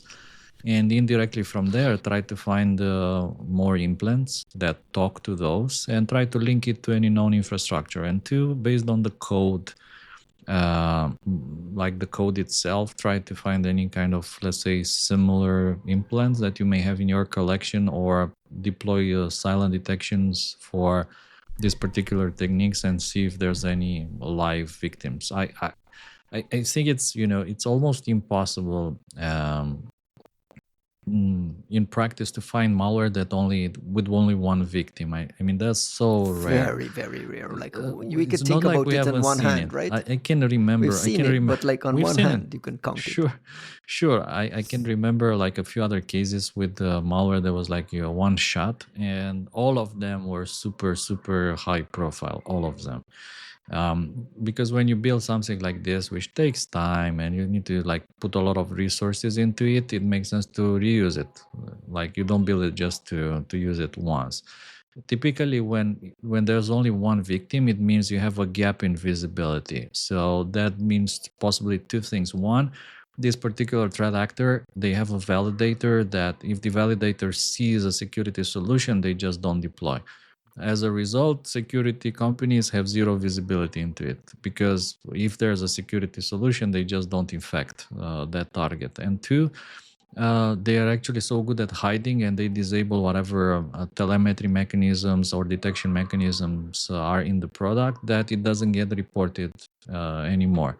And I think, yeah, it's either these two things, or it's a very, very high profile stuff that was used like on the highest, most important victims. And remember when we did like that presentation back in the days, Jags, one man's antivirus researcher is another man's. We were talking about the idea that it's wrong to use these highly sophisticated platforms for everything. Like it's wrong to use rigging on terrorists, on, I don't know, Iran, and on Merkel's assistant and Jean-Jacques Kiscater. It's wrong to do that, because the moment that you catch it in one thing, let's say as a legitimate target, Jean-Jacques Kiscater, legitimate target for you to catch, I mean, like he's not doing any bad things, right? He's just like a cryptographer working on legitimate European Union projects.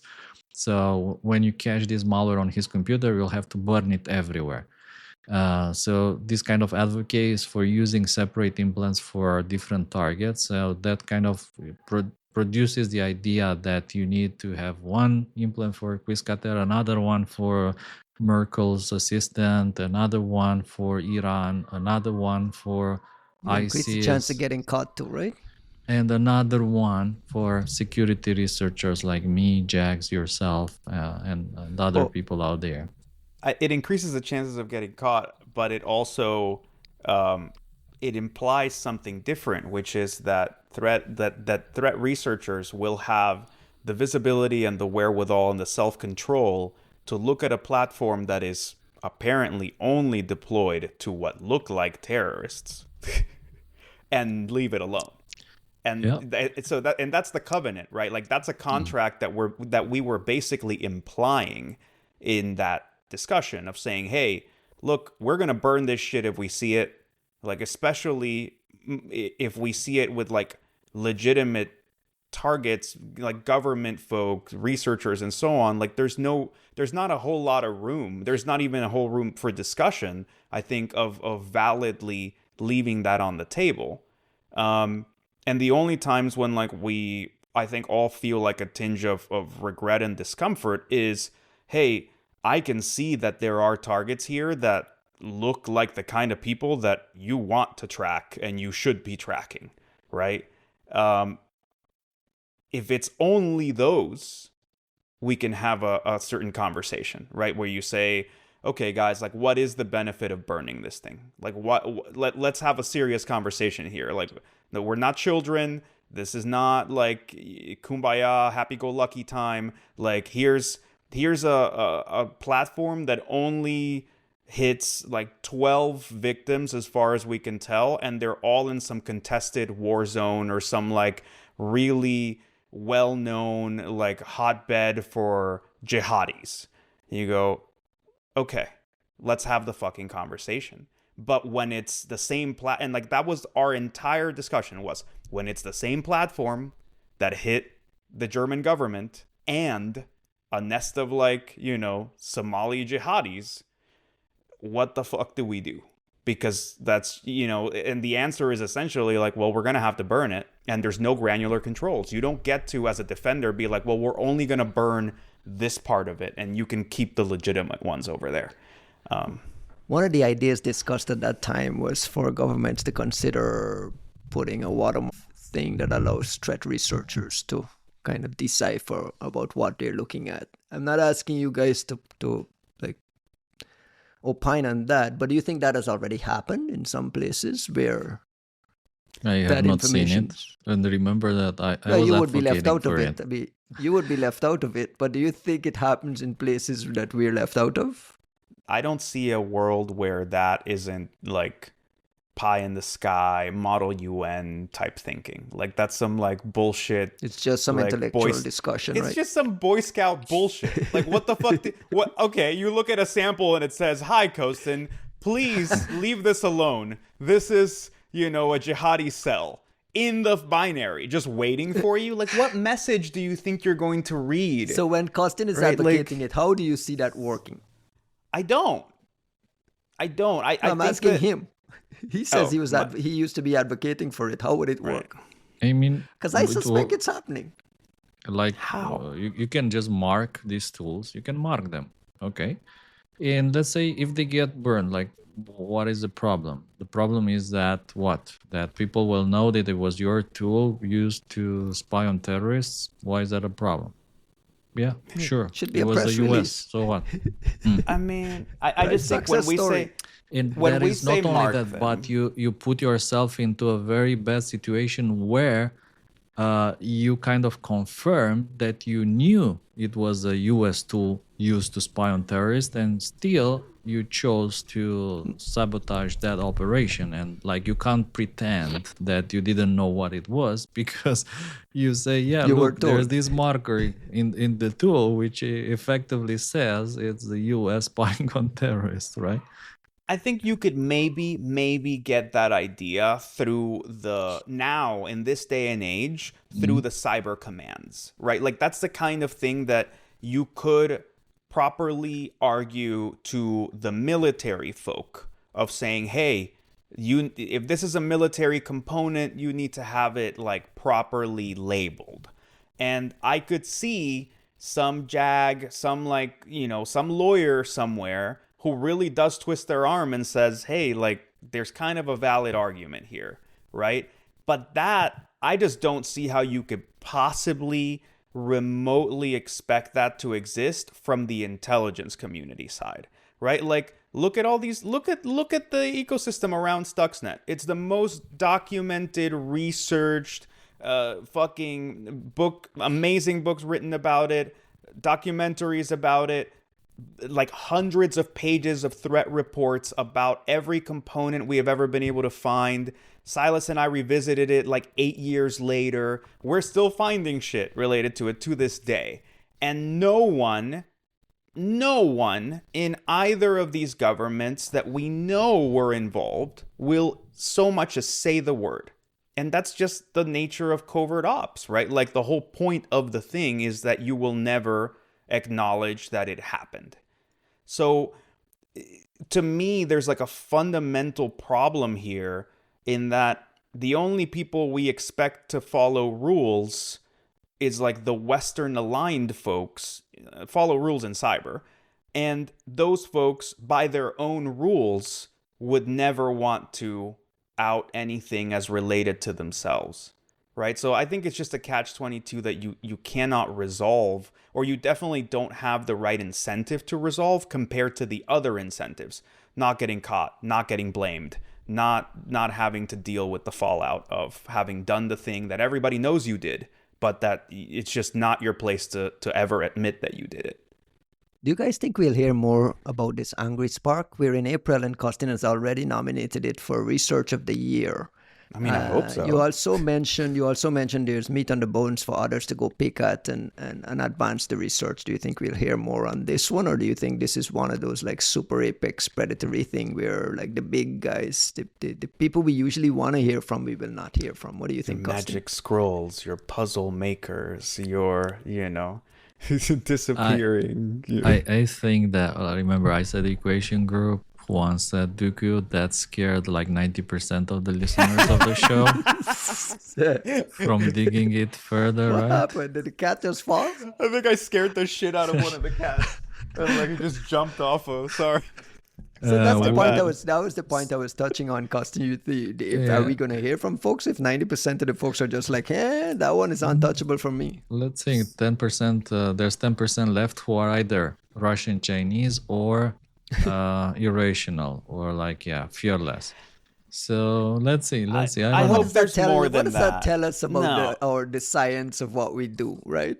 It's the ridiculousness of how like balkanized and politicized all this stuff has become. I tell you a secret. My hope is with Greg. Greg Lesnevich is my hope. He will find whatever is left to find in the infrastructure of this thingy. Let me go set an alert on the Proofpoint blog. Bro, to make sure I don't miss it. I've got 8 researchers to my name right now that I'm just like side-eyeing. Right, you know who you are, and you're listening. And go do some work. Costin makes a very provocative point, though, that 90% of like the industry is going to turn a blind eye in automatically because of what they think this is, and how ridiculous is that? Those are not researchers. Well, I will say that right now. Those are not researchers. There's a difference between did you follow up on it and did you publish? Right. I will accept that you will. There's a middle ground as well. Do you detect and not publish? Do you? Well, I don't know, man. But like, let me just say that part. There's following up, there's doing the research, and then there's publishing. I can absolutely accept that it is not, maybe not your decision whether you can publish. That we talk about that with these big shops all the fucking time. I can also accept that you may choose to, for your own morality, for your own sense of, what is right and wrong to you, you may choose to not publish. That I can accept that.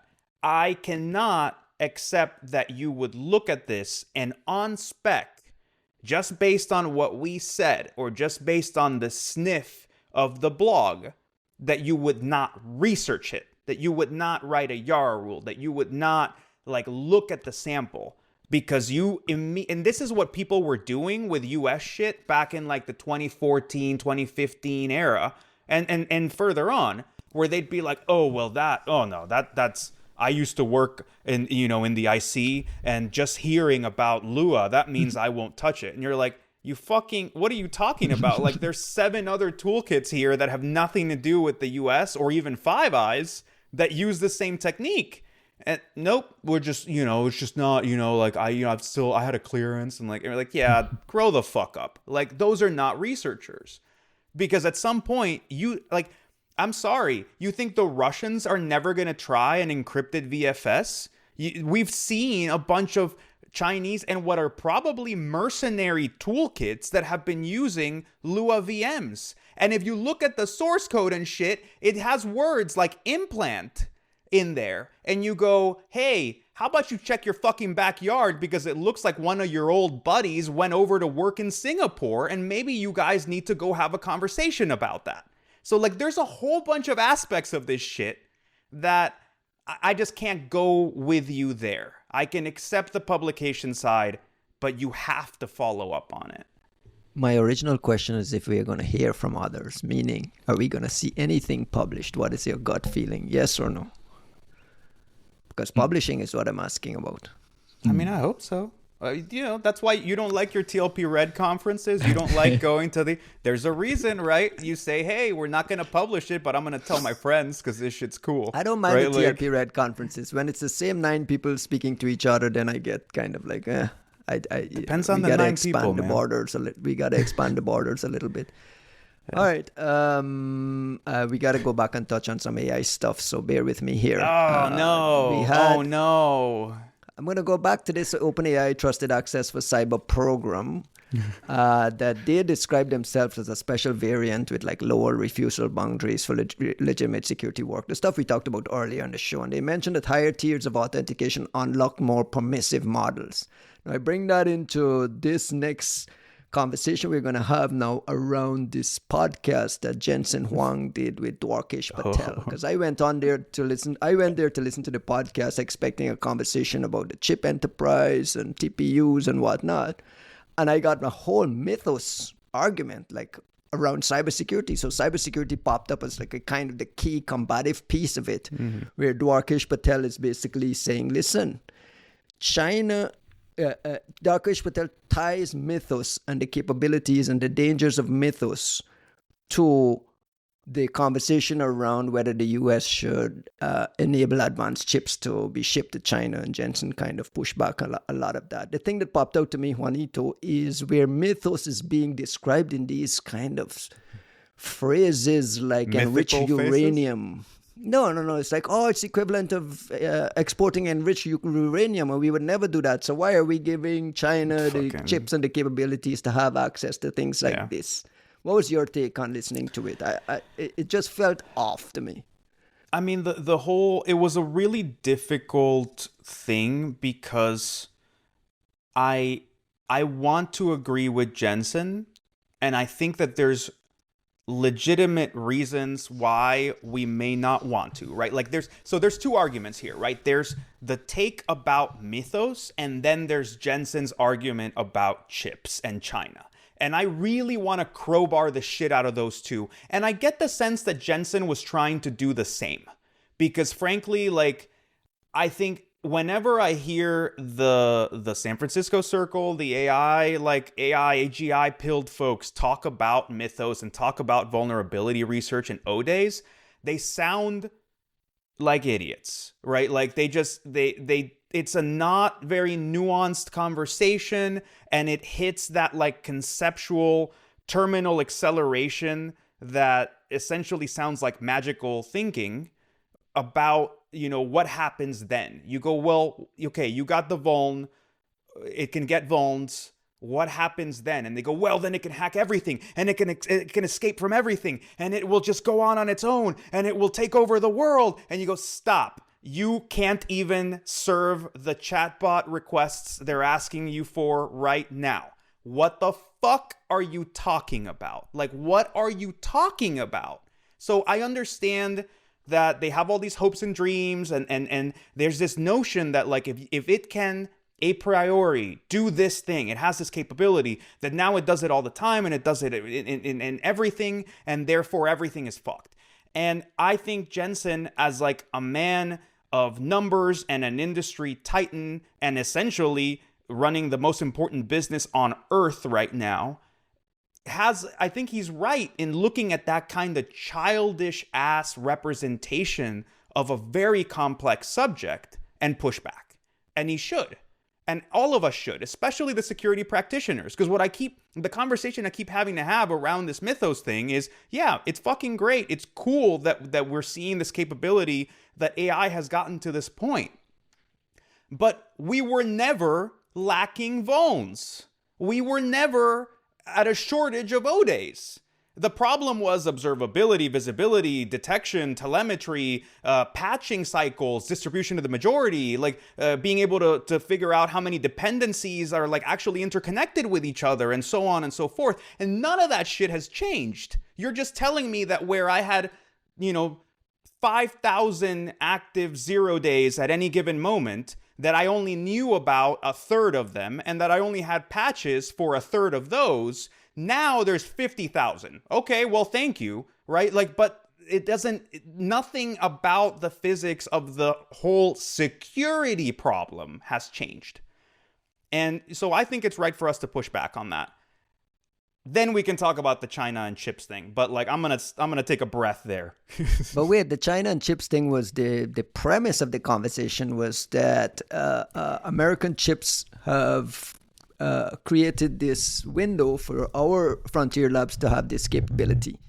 Right. Giving it to China or being allowed to sell it to China allows them to catch up and have this capability while we still have this window to patch and fix our stuff. I don't know where Dwarkesh gets off that we'll get somehow this stuff is going to get fixed. But Exactly. That's the point, right? Like that is the entire point, right? Like there is this magical thinking that we're being told to accept and thereby make real world decisions on the basis of it.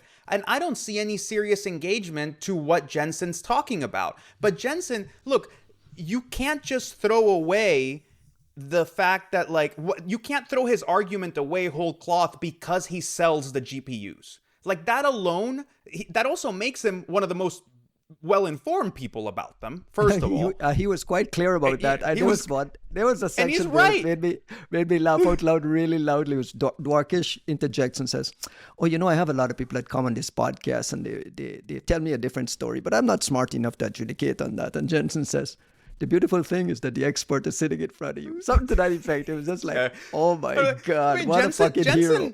He knows his shit. That man has grown that business by himself. There were times when you wouldn't give literally $5 for NVIDIA stock, and now it's the most valuable company on earth. So you do have to respect the man that he understands his business. And he knows it too. And he knows it well. And I think that it is a disservice to what we're seeing to throw away his point of view whole cloth as cynical because he's the one selling the GPUs. I don't think that's it. I mean, he has more money than God. They have more money than God. It really, there's just not that much more for them to make at this point. And if you look at it, one way to interpret NVIDIA's position in this whole situation is essentially as the patron saint of the AI mission. Because everything that people talk about as circular financing is in many ways NVIDIA saying, hey, we need you to succeed to have a healthy customer base. So I will extend you $30 billion in whatever you need so that you make it through the hump. That was a great, interesting part of the podcast as well, how he describes that kind of investment ecosystem that allows his whole CUDA for everything to work. I have to get this little piece over there to work as well. And these guys don't have the capacity to do it. And his talk about, in some ways, the VCs are not even in that space. Yep. The money is the investments, the CapEx investments are so high that only NVIDIA and some of these big companies can do it. So it kind of creates this circular money is inevitable. Yeah, I mean, it's you need it because in some ways it's similar to how China, I think, tends to view a lot of the global ecosystem and the global economy, and I think we don't give them credit for that, which is, this idea that the Chinese are looking for the collapse of American, of America is a fairly self-destructive and narrow-minded view. When you hold the most of the American debt and you are the biggest exporter and producer to the American consuming machine, the idea that you want your consumers to die is ridiculous, right? Does that mean they don't want a Chinese hegemony, that they're not looking to expand? No, of course. Obviously, they want to be the top dog. But the notion that that they want America to collapse is fairly narrow-minded. Now, to tackle the actual Jensen argument, I think it's really important for us to remember that we fucked this whole 5G thing up super, super hard. How does 5G get into this? Because 5G is the ultimate example of Western hegemony being defeated by Chinese financing and technology manufacturing. They went to the rest of the world and offered Huawei products for 5G to places that would otherwise never be able to afford 5G rollouts, and they financed them through whatever goodwill, the grand Chinese government has shown up to Kenya and Uganda and everywhere else, and half of Latin America and so on, and said, hey, it's going to cost you however many hundreds of millions to have a 5G rollout, which means you probably are not going to be able to do it, period. We'll come build it for you, finance it for you, and help you run it, and you pay me over 20 years of concessions of whatever. What country can say no to that? And what did we do? We went to every one of these countries and told them, hey, you can't trust the Chinese. You better buy this solution that costs 20 times as much and that we're not going to help you pay for it all. And you go, that really doesn't sound like an amazing trade. I appreciate it, but I'm not really into that right now, right? Like, of course we fucking lost the 5G rollout race and the rest of the planet. So I'm fascinated by how well Huawei is doing, and a point Jensen also made on the podcast. Costin, jump in here. Did you get a chance to watch or listen to the interview at all? Not this one. I watched the previous one that he did with Lex Friedman, and I thought that was also fascinating. So, I mean, if you're an NVIDIA fan, or if you have investments, like I know you guys do, I have as well, and if you're into all this kind of thing, you should watch both for sure. You should watch whatever word is coming out of the mouth of Jensen Huang. And although I haven't watched this most recent interview, I thought the other one he did with Lex was also very insightful. In particular, I like when he was talking about one thing. I think Lex asked him, do you ever get like kind of resistance to your ideas? Like you come out of nowhere maybe sometimes and you say like, hey, we need CUDA, or we need to implement this thing, which short term it will mean like our stock value will take a hit, like Nvidia stock will go down and investors will be angry and have to explain, but I know that is the right thing. And do you ever get like pushback? You get the pushback on these ideas? And he said like, no, never, because I kind of prepare the room before I do that. Like I talk to all my guys, I talk to everyone in the companies, and I explain to them like why I think this is the right idea. So the moment that we decide to do it, everyone, has my back. Everyone is behind me 100%. Fully on board, yes. Fully on board, we're going to do that. Like there's never any kind of pushback. And I thought, this it's a kind of an amazing insight. That they do a lot of forecasting, though. I mean, the science of forecasting at those companies are just so precise that they can like forecast pricing in but decades. Like at the same time, it's also like the vision of one guy who still thinks that no, this is the way. Like it may financially impact us on the short term, but this is the way. I mean, if we care about the future, creating the future, whatever, we need to go this way. And I was saying like, yeah, this is something that pretty much every CEO of every company out there needs to learn and to absorb and try to re-implement in their own companies. I just repeat the recommendation I had on our book episode at the end of last year, which was The NVIDIA Way by Tae Kim, is a book that people should really read to get a sense of not only that conviction, but the idea of making these big bets and sticking to these big bets. All these big CEOs try to do it. Mark Zuckerberg made a big bet on whatever this meta thing in his head was, and now that bet lost. Intel made a big bet on these tiny low-cost chips for drones back in the day. It cost the CEO his job. Some big bets never play out, and some guys make big bets and they nail it. Some guys are better than others, and not only that, but by the way, I was thinking that other companies could benefit from having someone like this guy, like Jensen. Like for instance, there's no similar guy from the Google side on the hardware side of things. I mean, sure, there's Demis Hassabis, who's like everywhere nowadays talking about models and AI, but there's like nobody talking about the hardware side of things. They don't have like that. And I think this is what makes it fascinating, is that Jensen understands both software and hardware, and he has the ability to build hardware like for the future that he knows will reshape how we do software. And he software is a temporary problem that we have. Like in the future, nobody will write software anymore. You're just gonna talk the model like, bro, write me this program, and the model will do it. Like learning programming, like pure programming, is like it's a waste of time. So having someone who can actually, make these kind of predictions and build a hardware for the future, I think that's pretty impressive and something that Google Apple probably had it lacks. when they decided to go after the iPhone. The iPhone didn't exist. That market didn't really exist. Someone had, Steve Jobs or whoever it was at Apple that also Steve made Jobs. that bet. So there's some examples there. One of You're the talking few about one of the leaders? things, Like, what the Come fuck? to think of it, Talking about actually having leaders instead of like consultants who just run this shit like they're like the McKinsey school of running a big tech company. Is that what don't know you're about talking you. about? Juanito, but it's very rare to get this kind of combative interview where it's really professional and eye-opening. And I'm glad Dwarkesh pushed back, even though some of his things was way out there. Dmitry Alperovich, for instance, from the Alperovich Institute, he's been pushing back against Jensen with a lot of this, saying, "Listen, this is the equivalent of, shipping space parts to the Russians during the space race." He thinks Jensen is being disingenuous and just trying to sell chips to China. Jensen, on the other hand, makes the argument that, listen, China is not meaningfully compute restrained at all.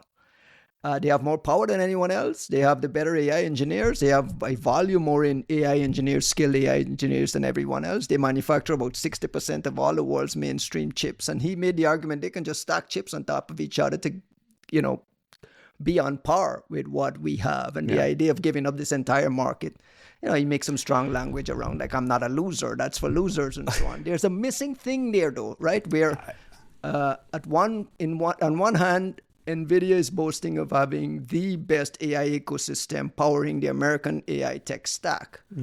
And at the same time, China is not behind. But they're still not. There's an element in there that I couldn't quite.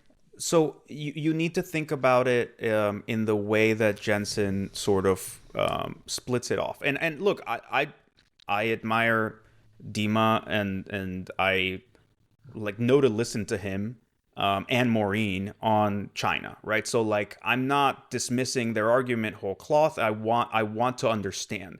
What I will say is that I do think Jensen is speaking to something important, and it's why I brought up 5G, which is if to the way Kosen mentioned, Jensen's thinking about this technology of the future, what the future looks like, he's planning for it.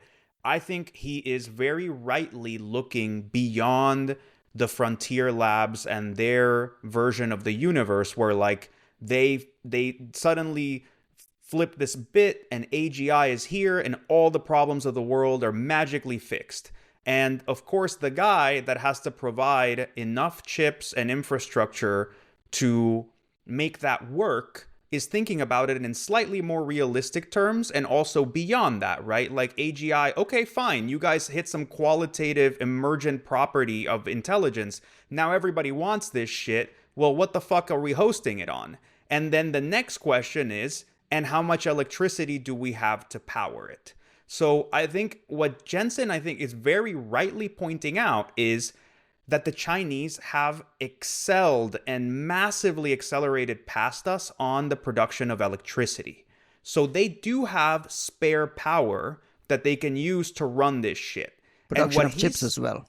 It may be less. Before you even get there, you're right. You're looking at the next step. But before you even get there, they have electricity. They have cheap and abundant power, which we do not.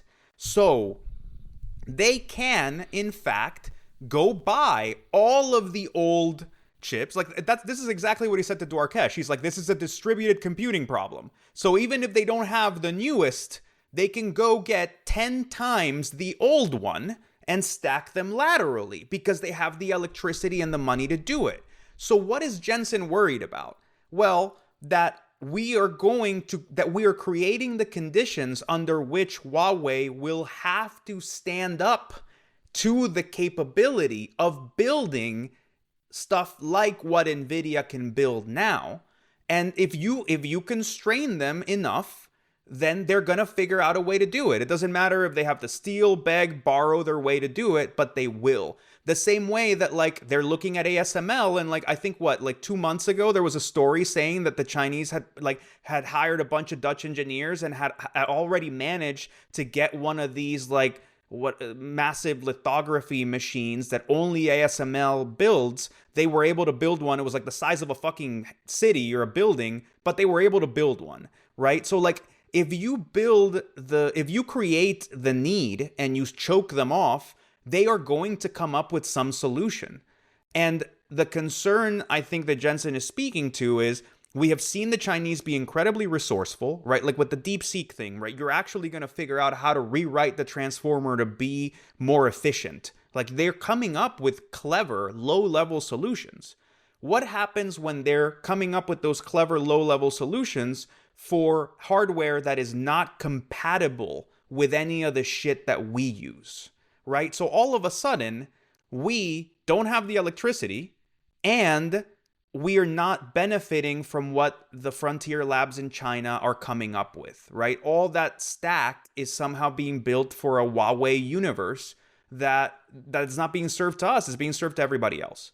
So, and that's my point about like not being so cynical that we like completely gloss over what this man is saying, because I think he's on some level very right. Does that mean that there is no harm if we hand this stuff to China? No, I'm not willing to say that either, right? Like I think Dimitri's not wrong, but I'm not like this is one of those areas is there a where catch-up window we're worried about? Is there a legitimate catch-up window? Because like Jensen points out here that Mythos itself was trained on relatively mundane compute that's already abundant in China. And the fact that they have all the engineers, they have frontier labs, they have hyper clouds as well, like they have everything. What makes you think they don't already have this capability?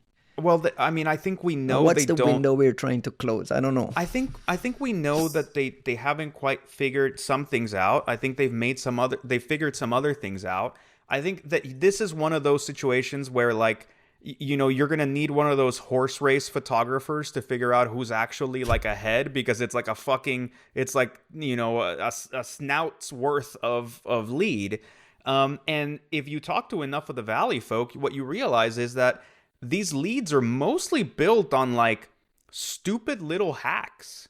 Like we figured out that if we do the training runs at this phase in this stupid little way and we divide them in 3s instead of 6s, like that they run so much faster and better. And like don't fucking tell anybody, because that's the little napkin math that we figured out that makes this more efficient than the other shop.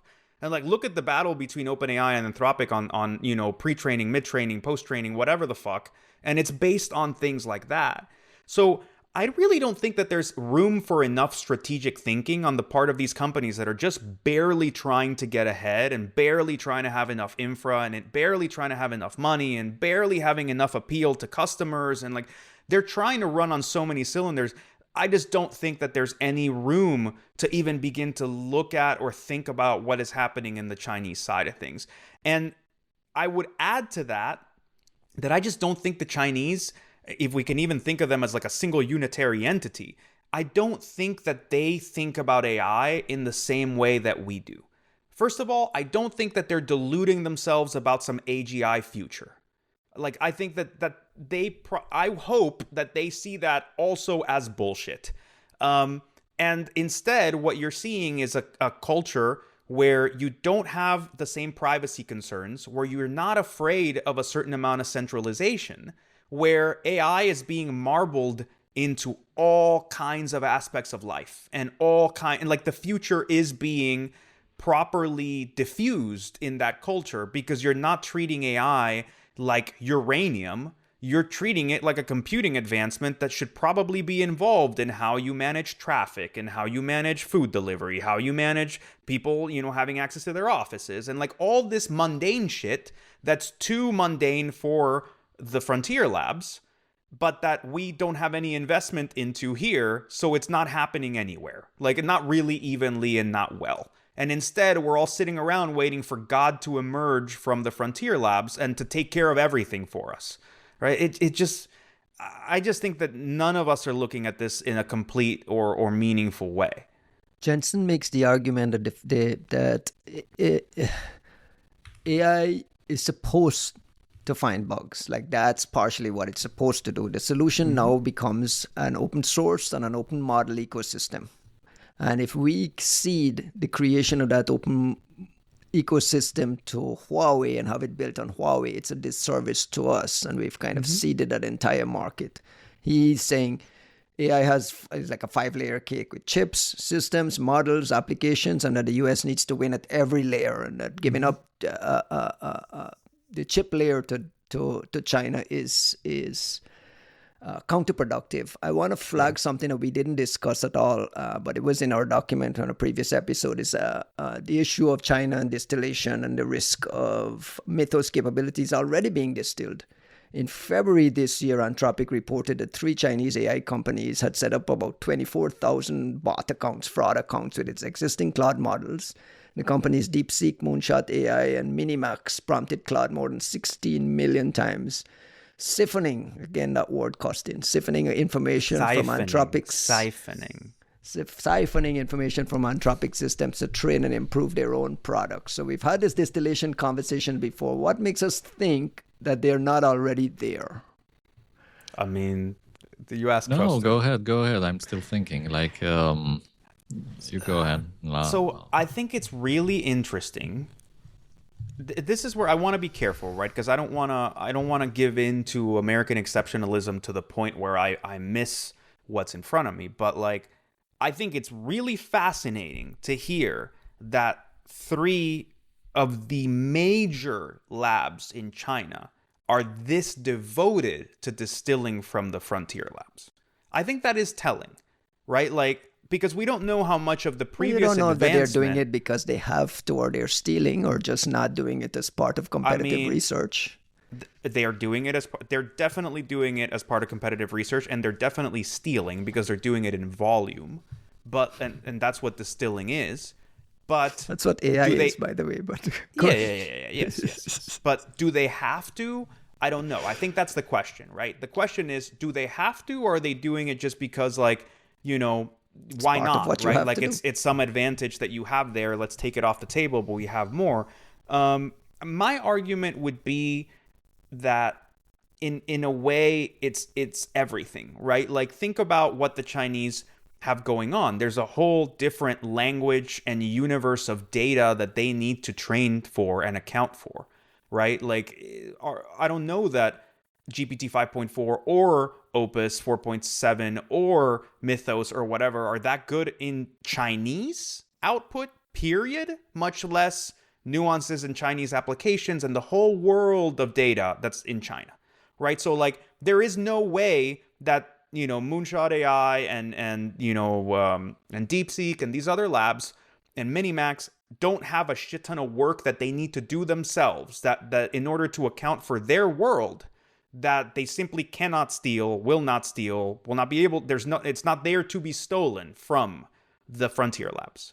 At the same time, how much they're taking advantage of and counting on, I mean, they're doing it, right? Like, you're telling me all 3 labs are involved in some pretty large schemes to try to distill reasoning traces from at least Anthropic and probably also OpenAI.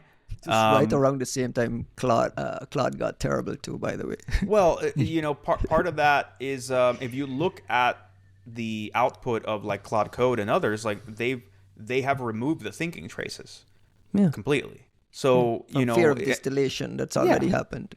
Yeah. So it's a real thing. Some hubris that you're so far ahead that they have to steal from you, because I think there's a lot of hubris there as well. I know the American exceptionalism thing you're talking about. Jensen brings this up. They have more computing power.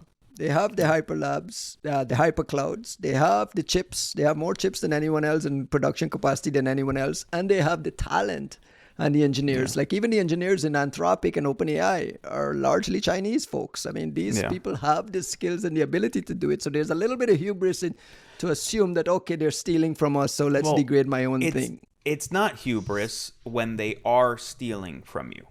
If they weren't stealing and they're removing the thinking traces, that would be hubris, right? If like nobody's asking for it and you're hiding it, then it's like, what the fuck? What are you guys doing? Right? Like, that's bullshit. But they are doing it. They've done it before. And one thing I will say is, where's the new DeepSeek? Right? Like, we've been waiting for the new. Right? They've been saying that they were going to drop this mega model, and we haven't seen Yeah, it. that's And the it's next shockwave. That's the next shockwave, because I remember the first time it came around, the word distillation became part of the narrative. Now we're talking about it like normal. So there's got to be something coming down the pike. We don't have a lot of time, but I want to touch on one last thing very briefly. Is the announcement from NIST on the CVE program.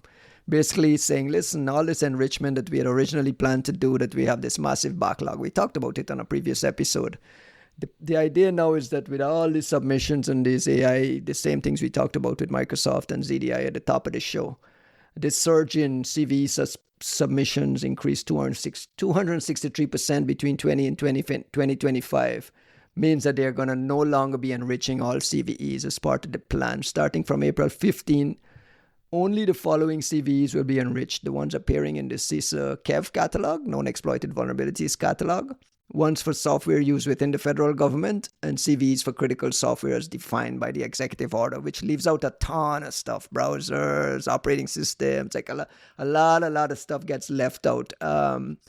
How is it that we have AI doing all these magical things over here, and we can't put AI to help with some enrichment things over here, and AI is causing this problem? Is this just a matter of will, or someone... what is going on, Juanito? Jump in here.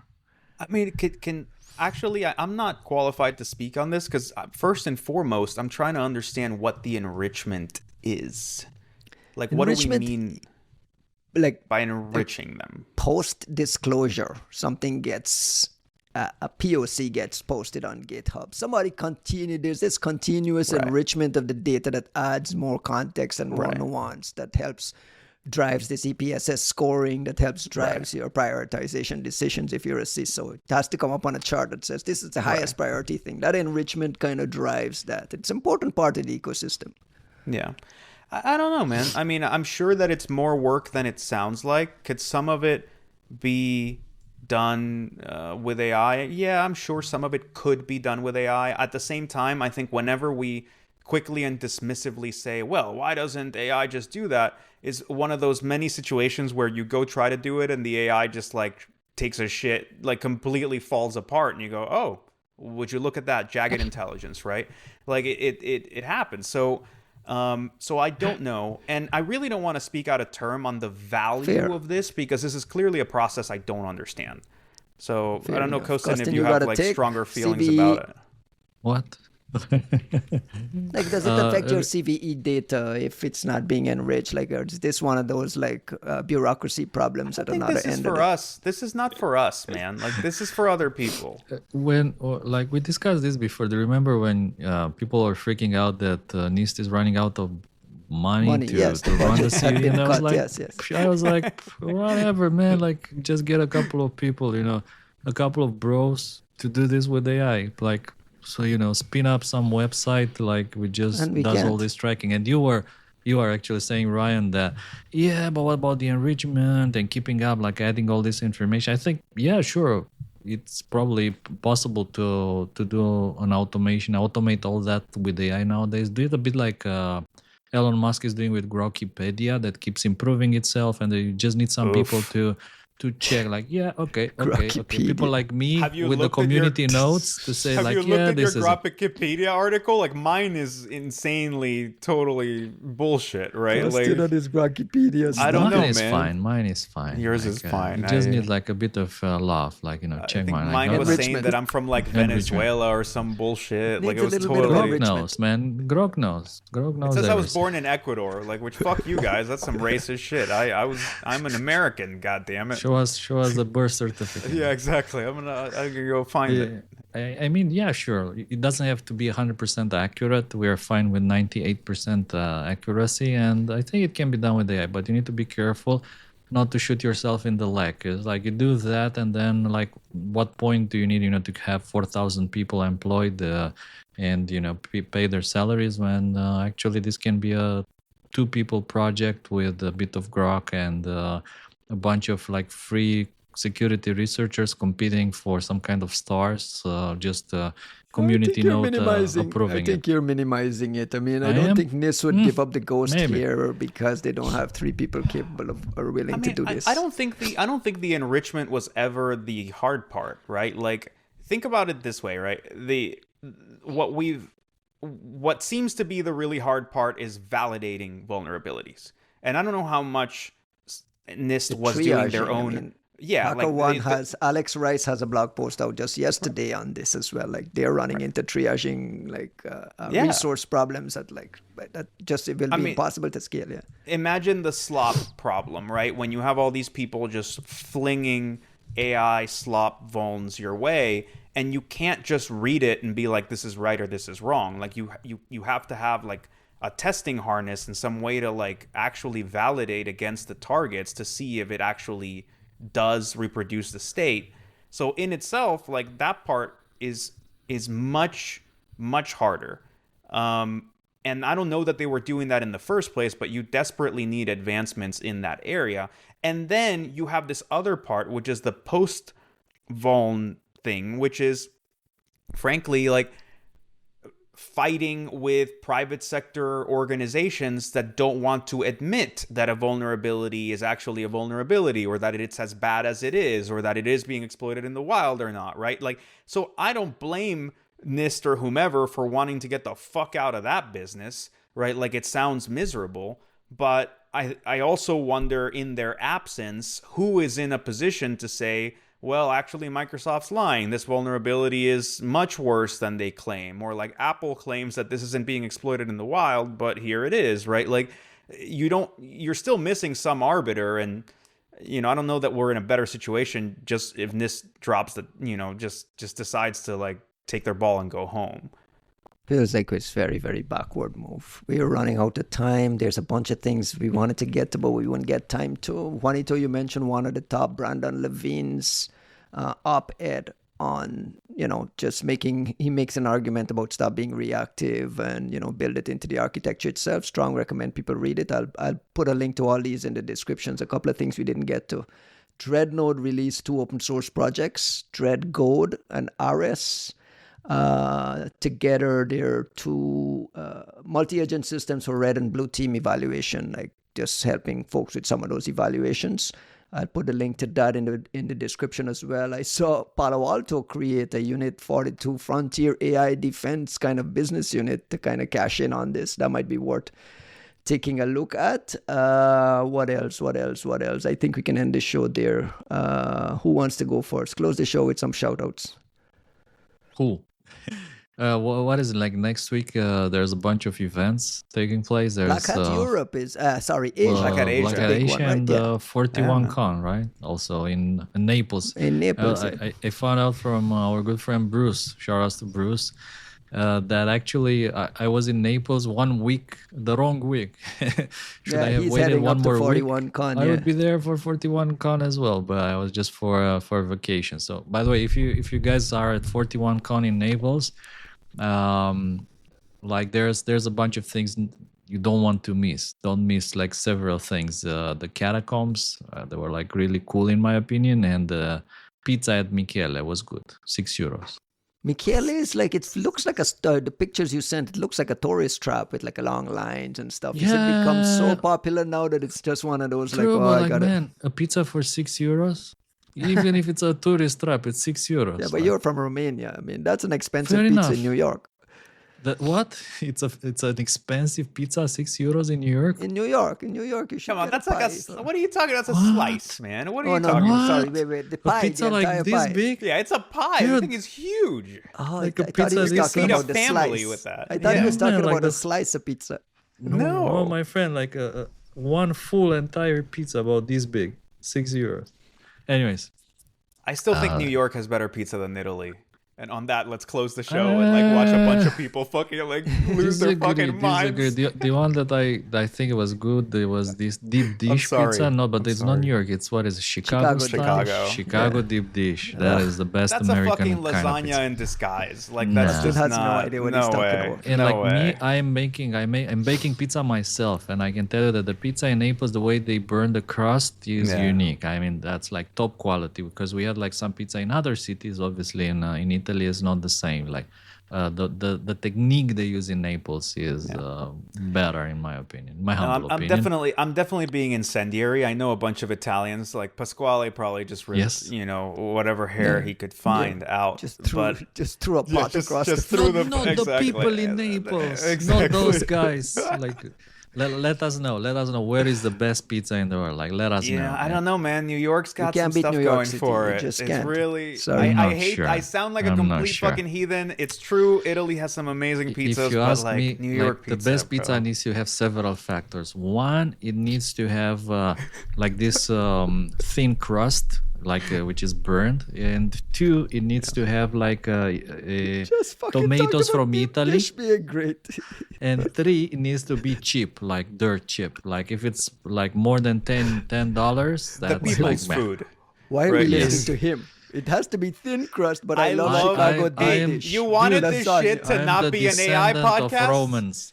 You wanted my this to country not is be? virtually called Romania, like from Rome. Like I'm virtually Roman. I get it now. Italians Chicago are Italians. I'm Romans. I'm like from Rome.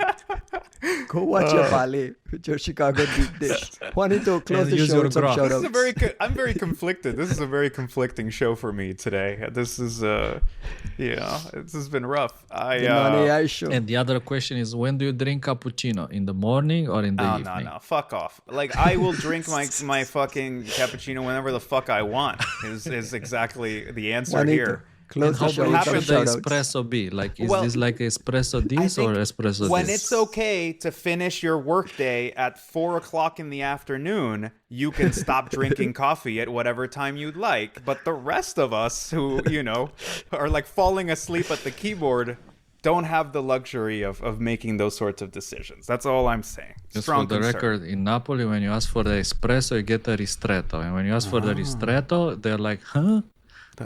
Wow. I had a friend went to Rome and asked for. an iced coffee. The guy looked at him like he was a lunatic, and then he's like, "Yeah, I just need some iced coffee." So the guy brought him an espresso and dropped a cube of ice in it, like plunk. Get out of here. What was that supposed to be in your mind? Like, what's an iced coffee? Exactly. What is that? This is what the coffee maker was saying. Juanito knows what a nice coffee is. Close the show. I know. Close the show. Frappe, right? Frappe. Yeah. No, I mean, that's going too far. That's like a smoothie, the coffee smoothie, right? Close the show. Ryan really wants us to stop. And we're like, hey, so what do you think about pasta? Where do you get pasta? While at it, right? Google Metrio coffee. Like one Metrio coffee, please. Metrio. Oh. Google this. One Metrio coffee, please. Yes, sir. Juanito, you're going to Black Hat Asia in Singapore. Am I? From the next episode, we're going to be doing it from there, correct? Yes, I'm going tomorrow, and we have a very special next episode. I'm actually quite excited. I don't know if we're saying. I don't know. Yeah, tease it. Who cares? I mean, it's also going to push us to make sure it happens. We were tired of hearing about how Anthropic was selling Mark Dowd in a box, so we're bringing the actual Mark Dowd here to have a conversation with us about, well, hopefully Mythos, but also a bunch of other shit. So we will be, recording a pretty interesting episode with our boy Mark. I will be in Singapore, so for any friends that are out there, please hit us up. Vitalik, I'm at me, Gabe, Gregor, Stuart. We're all flying out there to essentially cheer on Vitalik Hamluk as he drops some truly epic fucking APT discovery that I will, I cannot wait to see this talk go down. So this is at Black Hat, right? Yes, Black Hat Asia. It will be a very interesting time. So when please, is it? On Wednesday? Is it this Wednesday? The talk is on Friday. Friday Singapore time. So like Thursday night for you guys. 24th. Right. Yeah. So we'll get a chance to talk about it next week, maybe. Yeah. It'll be out. That would be awesome. Absolutely. We tried. I tried to use like all the big AIs to guess what this talk is about, like Gemini, Claude, and everyone. Like, some of these AIs are thinking it's Turla, others are thinking it's equation group. Like Claude is convinced it's Regian, like a new angle in the Regian story. All of them. And what did you correct. use? The abstract? You used the public abstract? I took the abstract, I put it and said, like, guess what this is about. And everyone's like, You Based need to on the use description Mythos. of an undocumented nation-state framework from 20 years ago that influenced later platforms, this is almost certainly the origin story of the equation group, says Gemini. Ooh, They are all right. All of them are correct. They are all right. All of them are correct. Wow. what a tease! Oh, you guys, so you guys have a big announcement coming next week. Looking forward it's to gonna that. it's gonna be Very cool. cool stuff. Some cool shit. Very, very cool Yeah. stuff. Very quick question. How important was AI in this research? I think Did it start it? No, it did not. I think there's a really big AI angle in this for us in that we've treated this entire situation as a hard eval, right? Like when you have something that strains human expert capacity this much, it's the perfect situation to also test the quality of the models in some of these aspects that really matter to us. So we have absolutely AI'd the shit out of this whole competition. I don't think that AI deserves more credit than Vitali, who has managed to crack something that a lot of us tried and failed to do. So yes, all kinds of AI magic, and we will write a follow-up with all kinds of AI like wonderfulness, but Vitali Kamluk takes the cake on this one, and you know, some other folks who have helped, but you'll see that in the write-up. And not by the Fantastic. something that not just some of us have tried to crack in the past, but some of like the most famous reverse engineers in the world worked on this story and they failed to spot it. Yep. Yeah. This will be fun, man. So yeah, Lastly, hope to see you before we guys go- at what? Lastly, before we go, Echo Party next month. The agenda is out. The schedule is out now. Come hang out with us in Miami in the middle of May. It should be a We'll fun be recording. conference. We'll be recording live episodes there. Costin, you're going out to PivotCon as well? Of course. You guys should record some episodes there without me as well. Send me the audio files. How do we Let's keep record the without audience. you? What do we even do? We'll figure What? it out. We get the cardboard Ryan. Right, cardboard right. I'll close the show with the actual quotes from the Dwarkesh Jensen interview. Dwarkesh says, Can you Jensen do the makes voice? a point. Jensen makes a point, and Dwarkesh says, interesting. I feel like I've had guests tell me the exact opposite thing sometimes. In this case, I just don't have the technical knowledge to adjudicate. And Jensen gives him a nice smile and says, the beautiful thing is you're talking to the expert. Stop listening to those motherfuckers. On that note, folks, we'll catch you next week. Next week, we'll have Mark Dowd as a special guest on this show. So that should be a lot of fun. Condor Dowd? It's the You ask guy, him right? that. You're gonna have to Bye, ask him guys. about his favorite birds. Bye, guys. The good news that if you don't know which pizza is the best pizza in the world, you're talking to the real experts.